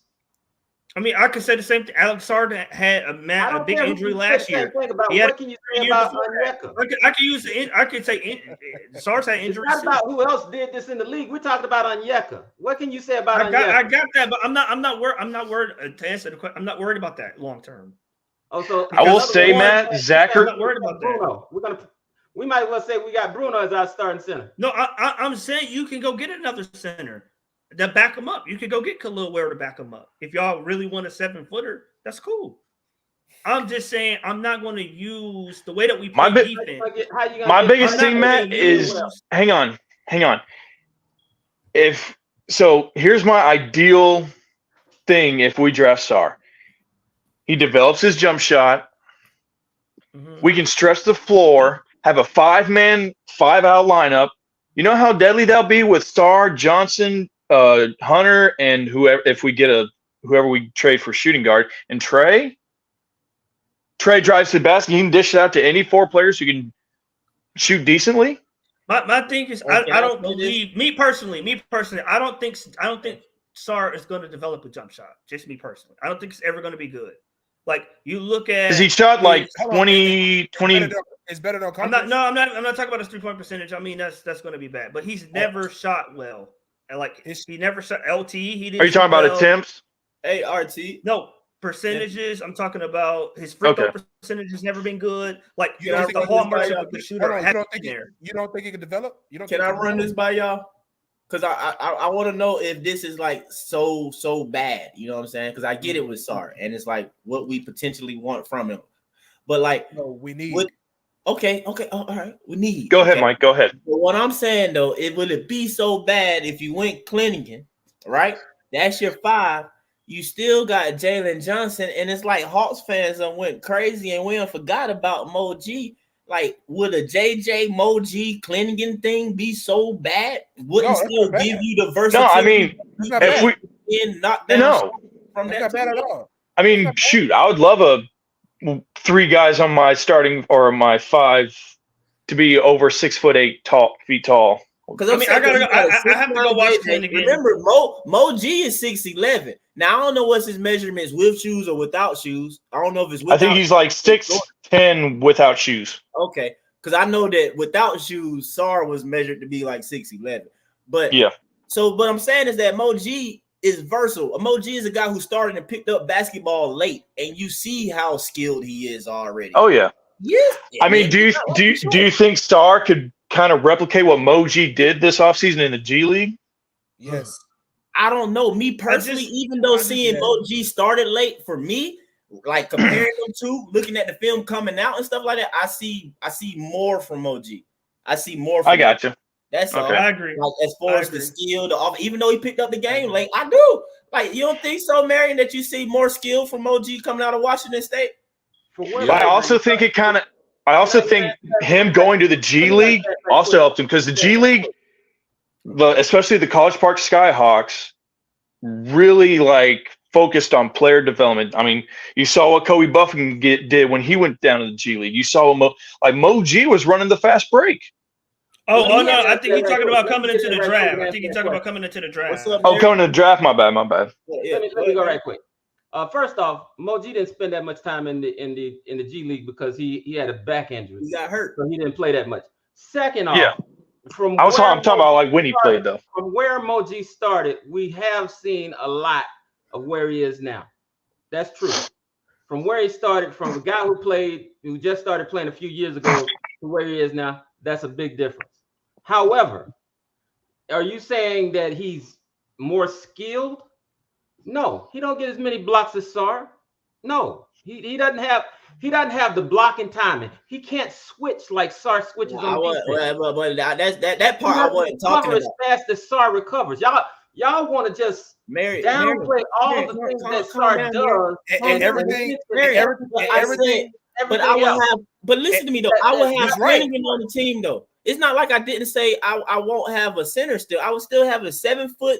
There's a world where Donovan Clennigan gets on this team. Is not a bad defender. I know it's impressive to see Sarr literally on a point guard, but Clinton is not a bad pick and roll defender. He can defend that. He protects the rim. But he's more quicker though. He's more faster. NBA where the game is based on your center being able to switch. You're saying that that's a bad thing. Mary, my doesn't do that. Clingan doesn't do that. And then have problems because of speed. We watched Edie in the championship game basically destroy Clingan. And he's slow on his feet. He's slow on his feet. He was the slowest man at the combine. And we're talking about this is who we want. He was the slowest man at the combine. My thing, that's why eye test matters. Eye test matters. But I'm saying though, literally though, you think that? No, I'm like seriously, bro. This is crazy. Test matters, bro. Edie would do that to Sarr. Sarr's a worse on-ball interior defender. Edie would destroy him in the doggone paint. Like, why y'all being like unrealistic here, man? I don't get that. I understand that you like the player, but let's be realistic here. His literal knock is on-ball interior defense. And you don't think Edie, who is way bigger, he's taller and way bigger mass-wise, won't do the same crap with his good touch around the bucket? Yes, he will. We have seen it with Clingan. We have not seen it with Sarr. You're making a whole lot of lot of projections. Okay. We haven't seen it happen. It happen.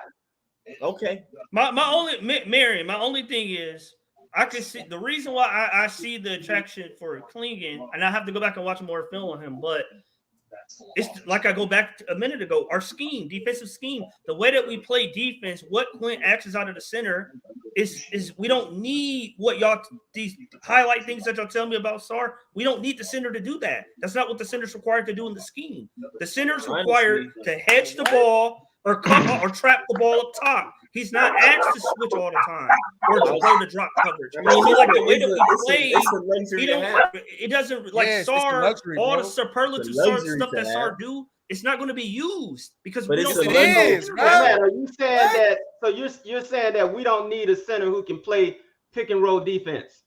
Oh, we don't need a center that can guard 1 through 4. Like that don't even make sense. Bro. I'm saying if you go back and watch the first half of the season and you go back and watch the Skyhawks. Listen to what you just said, Tank. Can we pause for a moment? Pause for a moment, because that's what bothers me. Listen to what you just said. You said, yes. Do you not think that we don't need a center? Yes. A center. That's what you said. We don't need a center who can guard 1 through 4. You can do that. That's the problem that I have. He can't guard his actual position. Like that's the issue. Yeah, because he's not there yet, bro. He's not there yet. He don't have the body size to guard the 5 right now on the low post, bro. He can guard other positions. Y'all can tell me if I'm wrong, but Wemby and Chet didn't have the body size, but they were better actual on-ball defender guys blocking shots. Most of his blocks come off ball. Hang on, Mike. Do you think that Sarr could, gain some muscle between now versus when he steps on the court for us? No, gain muscle, yeah, but neither Wemby or Chet. I mean, correct me if I'm wrong, because I could be wrong. But I feel like from watching them and seeing them, I don't know what the actual scout did, but I've literally seen Chet be on ball, be on ball, hands up, meet him, block it, and because people think that they can just back him under the rim, but he's still blocking on the ball. Right. What I'm saying is that what scouting reports Sarr's limitation and saying of weakness is literal on-ball interior defense. So for me, it just makes I'm just saying, bro. I'm just saying it bothers me slightly when you use the term center, but then say, yeah, he can guard 1 through 4. But I'm like, well, what about your actual position? That sounds like that's gonna wind up putting us in bad positions at times. So we're gonna have to guard the actual center with a smaller man, or is he just gonna sit there and get in foul trouble and get dead in by a center who can do some post moves? Like say it's Vucevic or Jonas Valanciunas and stuff like that, or even Nurkic, decent at the basket, and he's actually on the ball, and he getting killed by them. Because, like, screw even getting to the opportunity of him switching out on a point guard if you can't actually guard your own man. That's my concern. That's all I'm saying. It's a legitimate concern. I see it. I see your concern, Mike. I do. I've seen Wemby get torched in the NBA. I've seen him get torched. I've seen Chet get torched on the post in the paint. We've seen that already. I mean, all right.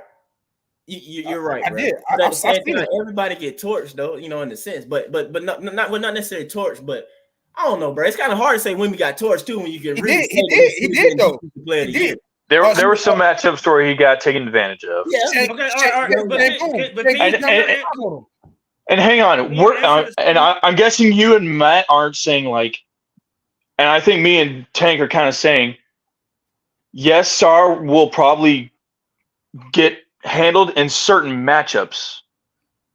We're not saying all 30 teams are going to take advantage of his lack of defense and stuff.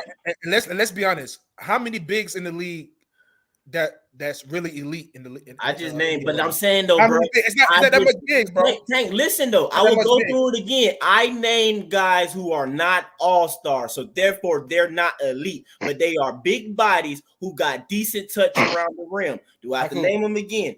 Vucevic, Nurkic, Jonas Valanciunas. If he can't guard his actual position, those type of guys will become elite in a game against us. I can see. I see it. So not scoring wise, rebounding wise, yes. Rebounding, yes, I'll give you that. But not rebounding and scoring. Not scoring. Not scoring. Not saying they hang on, Tank. I'm gonna have to hang on, Tank. But I stand with Mike on this. I would be worried if I saw especially a Jonas Valanciunas backing down a Alex Sarr. He killed Chet in the playoffs. Yeah. I've seen him like that. That's the concern. He destroyed Chet in the playoffs. Tank and Art, can y'all speak to the scheme again? Like that's my hiccup with Sarr. Like I get the whole perimeter switching thing. I got that. But again, if you went back and you watched us play a majority of our defensive scheme, the first 50 games of the year, when Quinn was trying to instill it in us over and over again, the scheme, and the Skyhawks, the way we played with the defense with the Skyhawks, number one defense in the G League. The center, that all the stuff that Sarr can do, the switching, roaming, all that. That's not what the scheme asks the center to do. So how is he fit? Hang on. So we're gonna switch it. We're gonna switch the whole defensive scheme. You can adjust the scheme. You can adjust the scheme to the personnel you have, bro. You can do that. You can do that. You can do that. If you good coach, you should be able to do that. Yes, you got a good coach. All right, I have a hard time believing because people say Quinn is stubborn. Hang on. I have a hard time believing he's a whole year implementing a system that he's going to change on the fly. That's why I said I can see why. So Matt, what you're describing is you're imagining a stereotypical center who roams of paint and gets rebounds, blocks. I'm saying, well, I think what we can all kind of hopefully attest to that Sarr can. I kind of lost my train of thought here, but Sarr can kind of do that, but also can step out and be an offensive engine. But granted, with repetitions though. Okay, so here, let me try to clarify. That's the potential that he has, though. That's why we need him. I didn't talk about the offense. I'm talking about the offense. I'm talking about the highlight. The main thing y'all want him for is his defense, his switchability, and his roaming defense. I'm saying in the scheme we have ran, the scheme that the Skyhawks have, the scheme that we ran, the number one defense in the G League, the same scheme. We run both top and bottom. It does not require the center to do all the stuff that y'all are, all the things that people love that Sarr does, right? That's what I'm saying. I see why they like Klingon, because Klingon can do what the scheme. I would say I don't know about scheme. You sound maybe smarter. What's up, Foot? I don't know about scheme. Hey, what's up? Real quick, Foot. I just think that what they want from Sarr, you basically already have in JJ. So if you get a Klingon, you still got all of that. RT, let me go. Hang on, quick, RTD. Go ahead. Real quick. So I've been listening. Y'all been on for a minute. I just got home. I'm like, damn, they still on, but yeah, we've been on. I'm listening. What Mike is saying is right? So this is why, for me, if y'all hear me, I said get another big. Sarr is never gonna be a guy who's gonna bang. That's just 100. Right? I said that. So I still want Sarr, right? And I've thrown out a couple of things. Hey, keep Clinton to the deadline and see if we can get until we can get another bid. Because I want him to play the 4. For me, I think he's a guy play the 4, and you got to figure out what you're gonna do with JJ. Because I said that initially too. You're 4 in my opinion. Yeah, he's because you still need somebody to bang, right? In my opinion, in this today's league, you need somebody who can get down there and bang. Double O ain't it, right? Yeah, but you can still keep him until you find. You need to find draft star, find you another bid, right? Jalen Johnson is small forward. Okay. Hold on for a second, Matt. You keep talking about these schemes in College Park. That don't mean shit, right? It ain't even. No, I said College Park and the first 50 games of the regular season. I understand that. I understand that. You see what happened when we small. We get bullied, right? That's been my whole issue with this squad. When Clint's out, Clint hold his own, contrary to the popular belief. You see what I'm saying? He ain't gonna stop everybody. So, but he got the size enough where he can battle a little bit more than what we got, right? But again, this is why I keep saying, if you go ahead, if San Antonio want to wheel, you go ahead and make that trade, right? Then you they're not doing you get Sar, then you pick up Klingon or Edie. That then game over for me. I just don't think that's not happening. But I understand that, but you keep talking about scheme and what Quinn gonna do. You don't think Quinn ain't doing nothing. Quinn, his scheme. I know you don't. Quinn's defensive scheme right now is switch when they don't even know how to down switch. They don't talk. I mean, it's not. You know, they play like a mini zone. Don't have the personnel. So again, that's the way I see it. Sar, I still want Sar. He's not a 5 to me. A 5 is a guy that can get physical. He's not a 5 right now though. I understand that. I don't foresee him being one of them guys. He gonna bang a little bit here and there.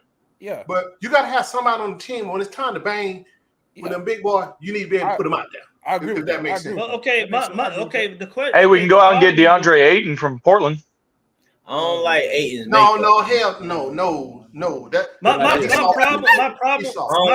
putting him at the 4 as a backup. I'm not paying him all that money. He's soft. Backup? Okay, nah. He got to be a starter for us, with that is, and I don't like the way he made up, man. I don't like. What about Steven Adams? Right? What about Steven Adams? Foot. So I don't think JJ's a small forward, bro. What's I that? don't think I'm gonna be opposed to that tank. I do like that tank. Steven Adams. I like Steven Adams too. What's the epiphany? You hear me? Yeah, I can hear you. So Matt, you might not like this, bro. And I'm probably about to fall into what everybody else been saying. Mm-hmm. I think we trade both Trey Young and hell no. Yeah. Trey Young and we trade Murray. Murray. We trade DeJounte Murray for the simple fact that I want to build a little team like Foot said, bro. I apologize, you Foot. No, you want to go to a rebuild? I want to go into a rebuild. Bro, we're in rebuild right now. I want to go into a rebuild for Anthony Edwards when he become a free agent. Oh man. Hey. So that's my problem with Sarr. Like if you put him at the 4 and you move JJ to the 3, JJ's not really a 3. It's like 6 years from now. And then how you going to upgrade the roster then at that point? JJ got to get. But JJ could be. He got a chance to be a 3, bro. He got the ability to be a 3. He just got. Okay, so how you going to upgrade? How you going to upgrade the roster? What do you mean? You upgraded the roster. If you put Sarr at the 4.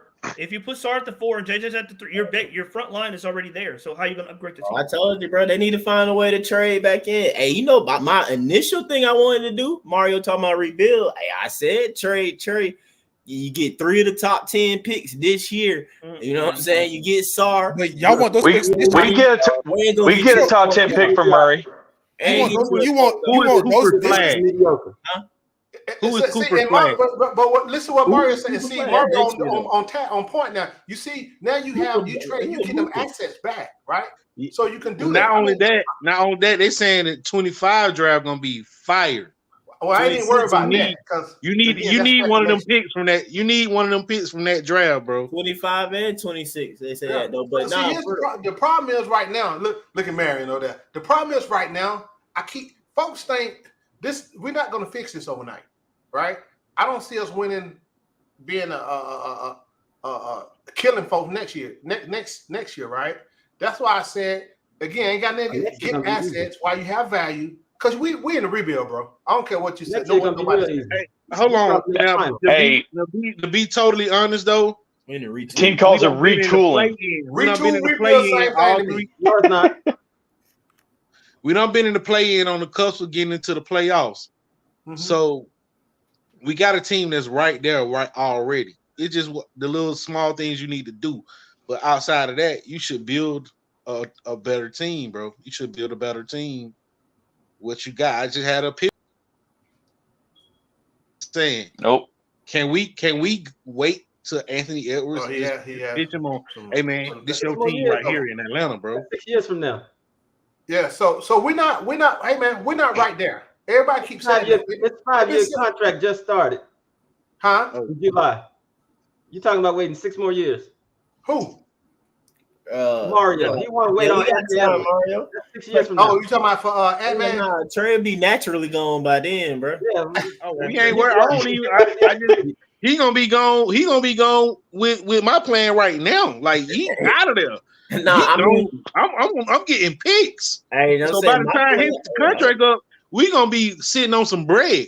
If we already have some young guys, the Las Vegas Hawks because right now, what y'all don't realize, what y'all don't realize. Hey man, it's gonna be Seattle Hawks, bro. Tony ain't moving the team. He put too much money into that construction, bro. Y'all see foot sitting in Centennial Yards now, man, or whatever it's called. That's what foot yeah.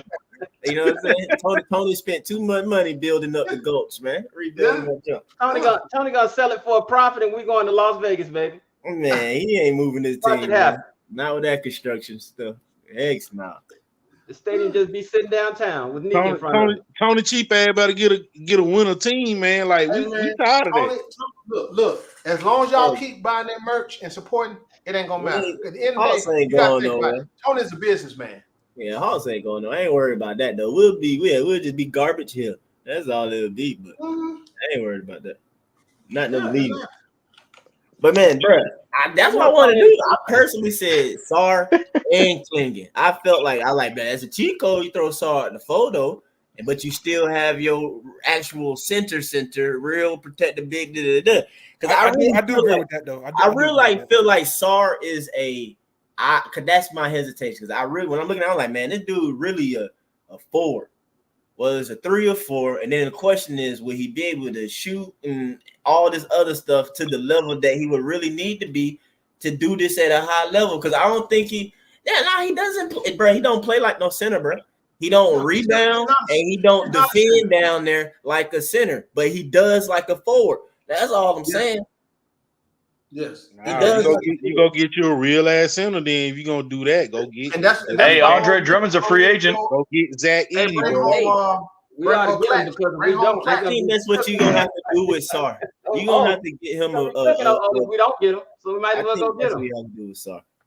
Let's get. Hey, go ahead and get Claxton. Let Clint stay here to the trade deadline. Trade Double O, get some assets because I mean he's still too small. He a tweener. He ain't no damn forward and he ain't no damn center. You know. So hey, Mike, Mo Bamba's a free agent. No, we good. No, I'm good on him. Matt, you don't agree with that? You don't agree with that Double O being traded, bro? Oh yeah, like I said, he's the starting center. No matter what I do in the draft, he's the starting center. Matt just extremely opposed to that. I don't know why, bro. Double O is. Hey, here's the problem, Hawk. Hey, Mario. The problem with Matt don't sold his soul to Double O. He been talking all that mess for a long time. He's the number 6 pick. He still ain't starting over Clint. So he go. I mean, like I said, it's money and politics. Money and politics. He gonna ride. Money and politics. I don't know, bro. Like money and politics. He supposed to start over Clint. I'm not trading the guy who get as a starter. That's the problem, Mario. As a starter, he gave me 17, 9, and 2. That's better than for a little while, man. For a little while. Don't try that. I'm just saying. I said as a starter. He gave me 17, 9, and 2. Show him again, Mary. Show him again, Mary. 8 games. Hey, it happened. And then he went home. As much as you try, it Clint can't gave you diminish 22 and 15. Now what? Before. When? Now what? When? This year. In a row? Now It let's don't talk matter. about He one gave it to game. you. He gave it to you. Same No. argument. No. Extrapolate that. Extrapolate by. Akambu gave you that Extrapolate consecutively. that by Akambu 8 gave you that games. How about that? consecutively. Akambu gave you that consecutively. That's all, man. That's all the free agent centers, though. That's all the centers that's out there. Claxton. No, there's more. I mean, Claxton, I've heard that plenty of times, or whatever. But that's like everybody said that's too much money or something. Yeah, that's gonna be too much. Marion, who are the free agent centers? Marion. You got Ibu Baji, Goga Batazde, Bismack Biyombo, Thomas Bryant. No. Thomas Bryant better than Capella. I'm saying, what happened to Thomas Bryant? I was. He better than Capella. Interested in him back in Wizards days. He's on Miami right now. Which if he's on Miami, they ain't gonna give him up. You got Valanciunas and you got Nick Claxton. You got Isaiah Hartenstein for the Knicks. Jackson Hayes. Hold on, talking about Valanciunas. Yeah, Valanciunas is available. How much he cost? Shoot, he's gonna be cheap. Coming off of 20 million. Hey, Mike finna go shopping. I'm saying, man, y'all want to draft Sarr. I just told y'all what you need to do if you get him, man. Like, I mean, hey, we can go get Mason Plumlee. Valanciunas a big body to slow stuff down enough for Sarr to come and block it, since he's such a weak side. You know what I'm saying? Like that's how you. That's how you got to play. We don't want no more Plumlee brothers on our team. No more. No. We can go get Boban Marjanovic, that 7'7" guy. Man, why you playing though? They slick. Huge though, man. Like that's big bodies though. Oh yeah, JaVale McGee's available. JaVale McGee would be really good on this team. That's off the bench though. JaVale ain't playing. No, we're talking about starter. We're talking about bench player. I know, but like we need that big body to kind of I wouldn't mind keep everybody in check. I wouldn't have him in that on the bench role. Absolutely wouldn't mind. Hell, somebody call China and go get DeMarcus Cousins, please. I put Dwight Howard back. I get Dwight Howard just to be on the bench. I mean, DeAndre Jordan's a free agent. They don't want to be on the bench, yeah. Yeah, on the bench though. But I was just trying to think of like what you can swing, because if you ain't gonna have, I guess Clint or Double O or you gotta keep Clint. You can't be small again. We can't be. But if you I feel you. But if you keep Clint, then if you get Sarr and you keep Clint, they not gonna get another like actual like name center or whatever. It's gonna be like somebody who can be that third string probably. For now, yes. For now. Hey Matt, give Foot your 2024 starting lineup for the Atlanta Hawks. He already don't hell. 6'18". Oh, okay. I remade it. 6'8". That's what we should call him. 6'8". I mean, I watched the Knicks. I watched the Knicks get to the second round with a small lineup. I got Trey. They're in Cancun right now, so that doesn't matter. I'm just saying. I got Trey. I got Mikal Bridges. I got Ricochet. I got Jalen Johnson, and Akambu. 6'8". You give me another center, bro. I'll be like, let go. I would get Khalil Ware or another a taller center behind Akambu, just to satisfy some who don't love If you got Ricochet, how you getting Khalil Ware? Because I'm trading DJ for Bridges and the pick. They ain't gonna give you Bridges for DJ. Bro, you don't lost your mind. You said what?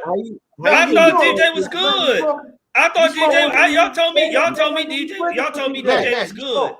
How you getting y'all told me DJ? So now y'all running from DJ? How you get Mikal Bridges and a pick for DJ?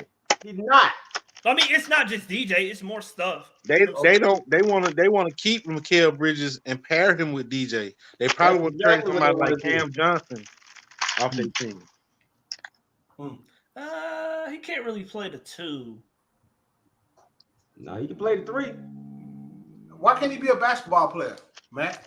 You understand what I I mean? mean? I mean, If you got a all good that, coach, no. if you got a good coach, you scheme a guy into it. You need Like, you can have interchangeable as far as they all can pass, shoot, and dribble, but you No, gotta I have. ain't mean Cam Johnson. What's his name? Cam.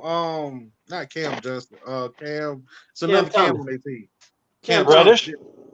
Oh no, he's too small. Now he is too small. Cam But, Thomas. Just like Lil O. No. Cam Lil Thomas. How O, tall is Cam Thomas? I thought he was 6 feet. hey, Lil O in 6'3" starting winner. minutes, Lil O give you more blocks than Sar. So No, he don't. He done had star minutes. We had his numbers Matt, blow. Go Sar out look the at water. every time he started. Go look at his numbers. They good. Don't be picking on 8 games, bro. You love doing bullshit like that. No, they're 17, 9, and 2. I'm telling you what they No, are. there's not. That's 8 Yeah, games. they are. No, they're not. That's all I need. Because every time he started and give the numbers. 8. I'm In the giving last you what 2 they were years. last season. In the last give you 2 what they years. were last season. Man, whatever, man. I could go back and pull Clint Capella numbers from Houston and act like he good. Hey, keep hanging your hat on that time Clint was out. As soon as Clint came back, money and politics. It's a dangerous game. Hey, Lil O ain't that he all right. He a role player. He's not a bad player, but he ain't what you make him out to be. I mean, and number Capella, 6 pick, he still ain't starting, bro. He was the number 6 pick. We can't give Capella away. We can't give him away. We've been trying to give Capella away for 3 years. We can't give him away. Matt, the problem was he was supposed to replace Capella earlier, right? He's only been in the league for 4 years. We've been trying to get rid of Capella for 3. They drafted him to replace Capella. And they haven't been able to get rid of Capella because that was a terrible decision. Lil ain't handling business. That's why.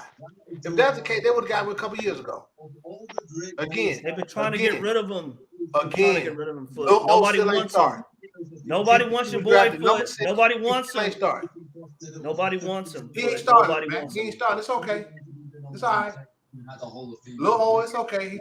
He get in foul trouble too much. His ass can't stay on the floor. I'll tell you, his shooting percentage is not sub 60% like Capella's. Capella bottom 3 in the league. You know Capella bottom 3 in the league for the guys 6'10" or taller in field goal percentage. That's an embarrassment. No, he's not. He still shoots. It is. He's second on the team and shooting. No, he don't. He don't shoot 60%. All right, that's the problem. 59, 58 point something. Close enough. Round sub 60. Hey, he's still second on the team in percentage. Second on the team is field goal percentage. He top 10 in what? Ain't that a shame? Man, hold on. Check this out. What is Lil O top 10 in the league? Anything? No. He's been around the top 10 in blocks every year. He ain't top 10 every year. Look, go pull up the numbers. He's been around top 10 in blocks every single year. Lil O ain't top. Is Lil O top 10 in the league? Anything? Yes. He was top 10 in blocks. His top 10 in blocks like last season. Don't change. Was he top 10 in anything this season? I mean, no, he probably didn't play enough games. All right, then was he top? He wasn't in top 10 ever. Not even last season. That's not true. He was top 10 in blocks for 2 years. No, he wasn't. Yeah, he was. No, he wasn't. So next, he ain't top 10 in that this year. I know he above 60% in field goal percentage. You like to play. I mean, that's embarrassing that the center and he get baby fed all his points and he's still under 60%. Like that's awful. I'm gonna ask again. Is Double O top 10 in anything? I just told you he didn't play enough games. No, that's a yes no question. He did not play in enough games. All right, man. I ain't finna argue with you. You waste your time. That's what happened when I asked you direct question. So waiting for the debate. But anyway, like I was saying, fellas, yeah, push hard to 4. JJ gonna have to learn how to play the 3, or he can get his ass out the court. I mean, that's how I see it.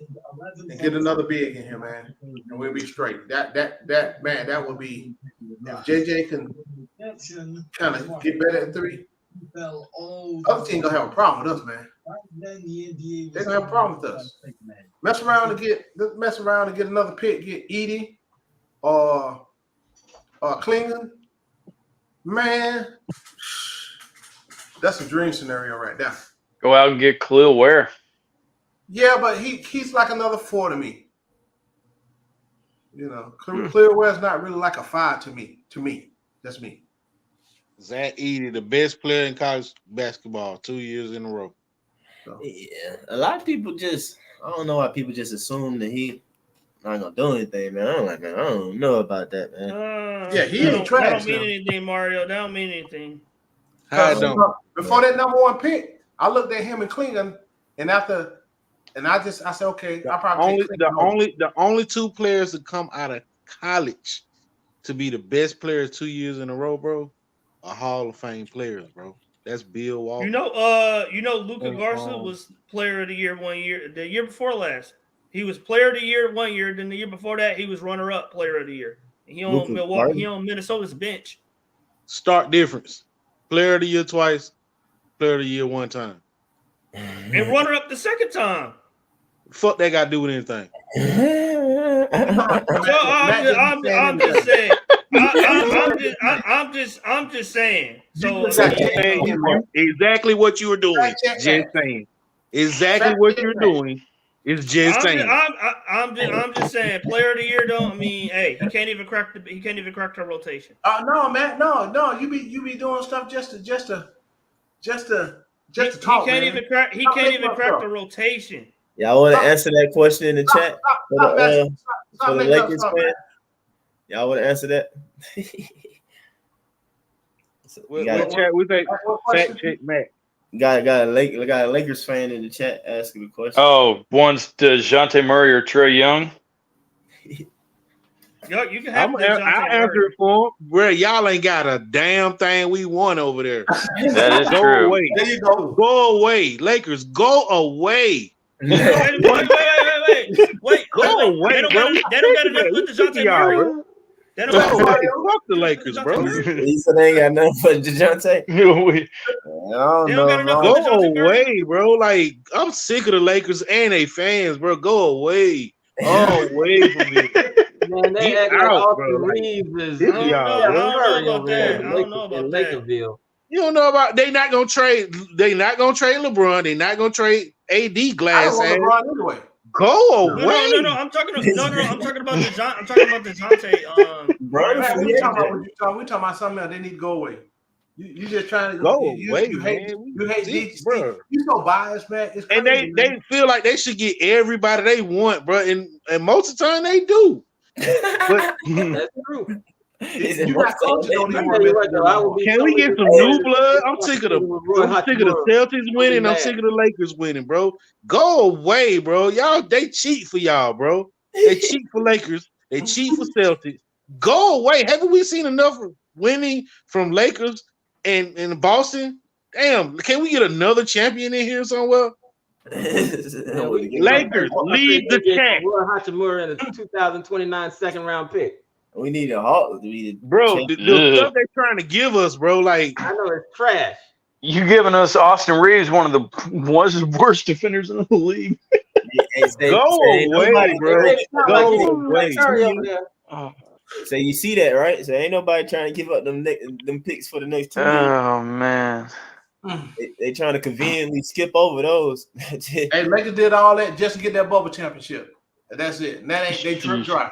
That is the most tainted championship ever, man. Yeah. I take all their stuff be padded, bro. They be helping. They put a crutch right there up on the LeBron leg, right there. Right there, bro. They put a crutch right there, bro. Like, hey, bro, we're gonna carry you to the finals. We're gonna try to get you there. That bubble gonna be yours.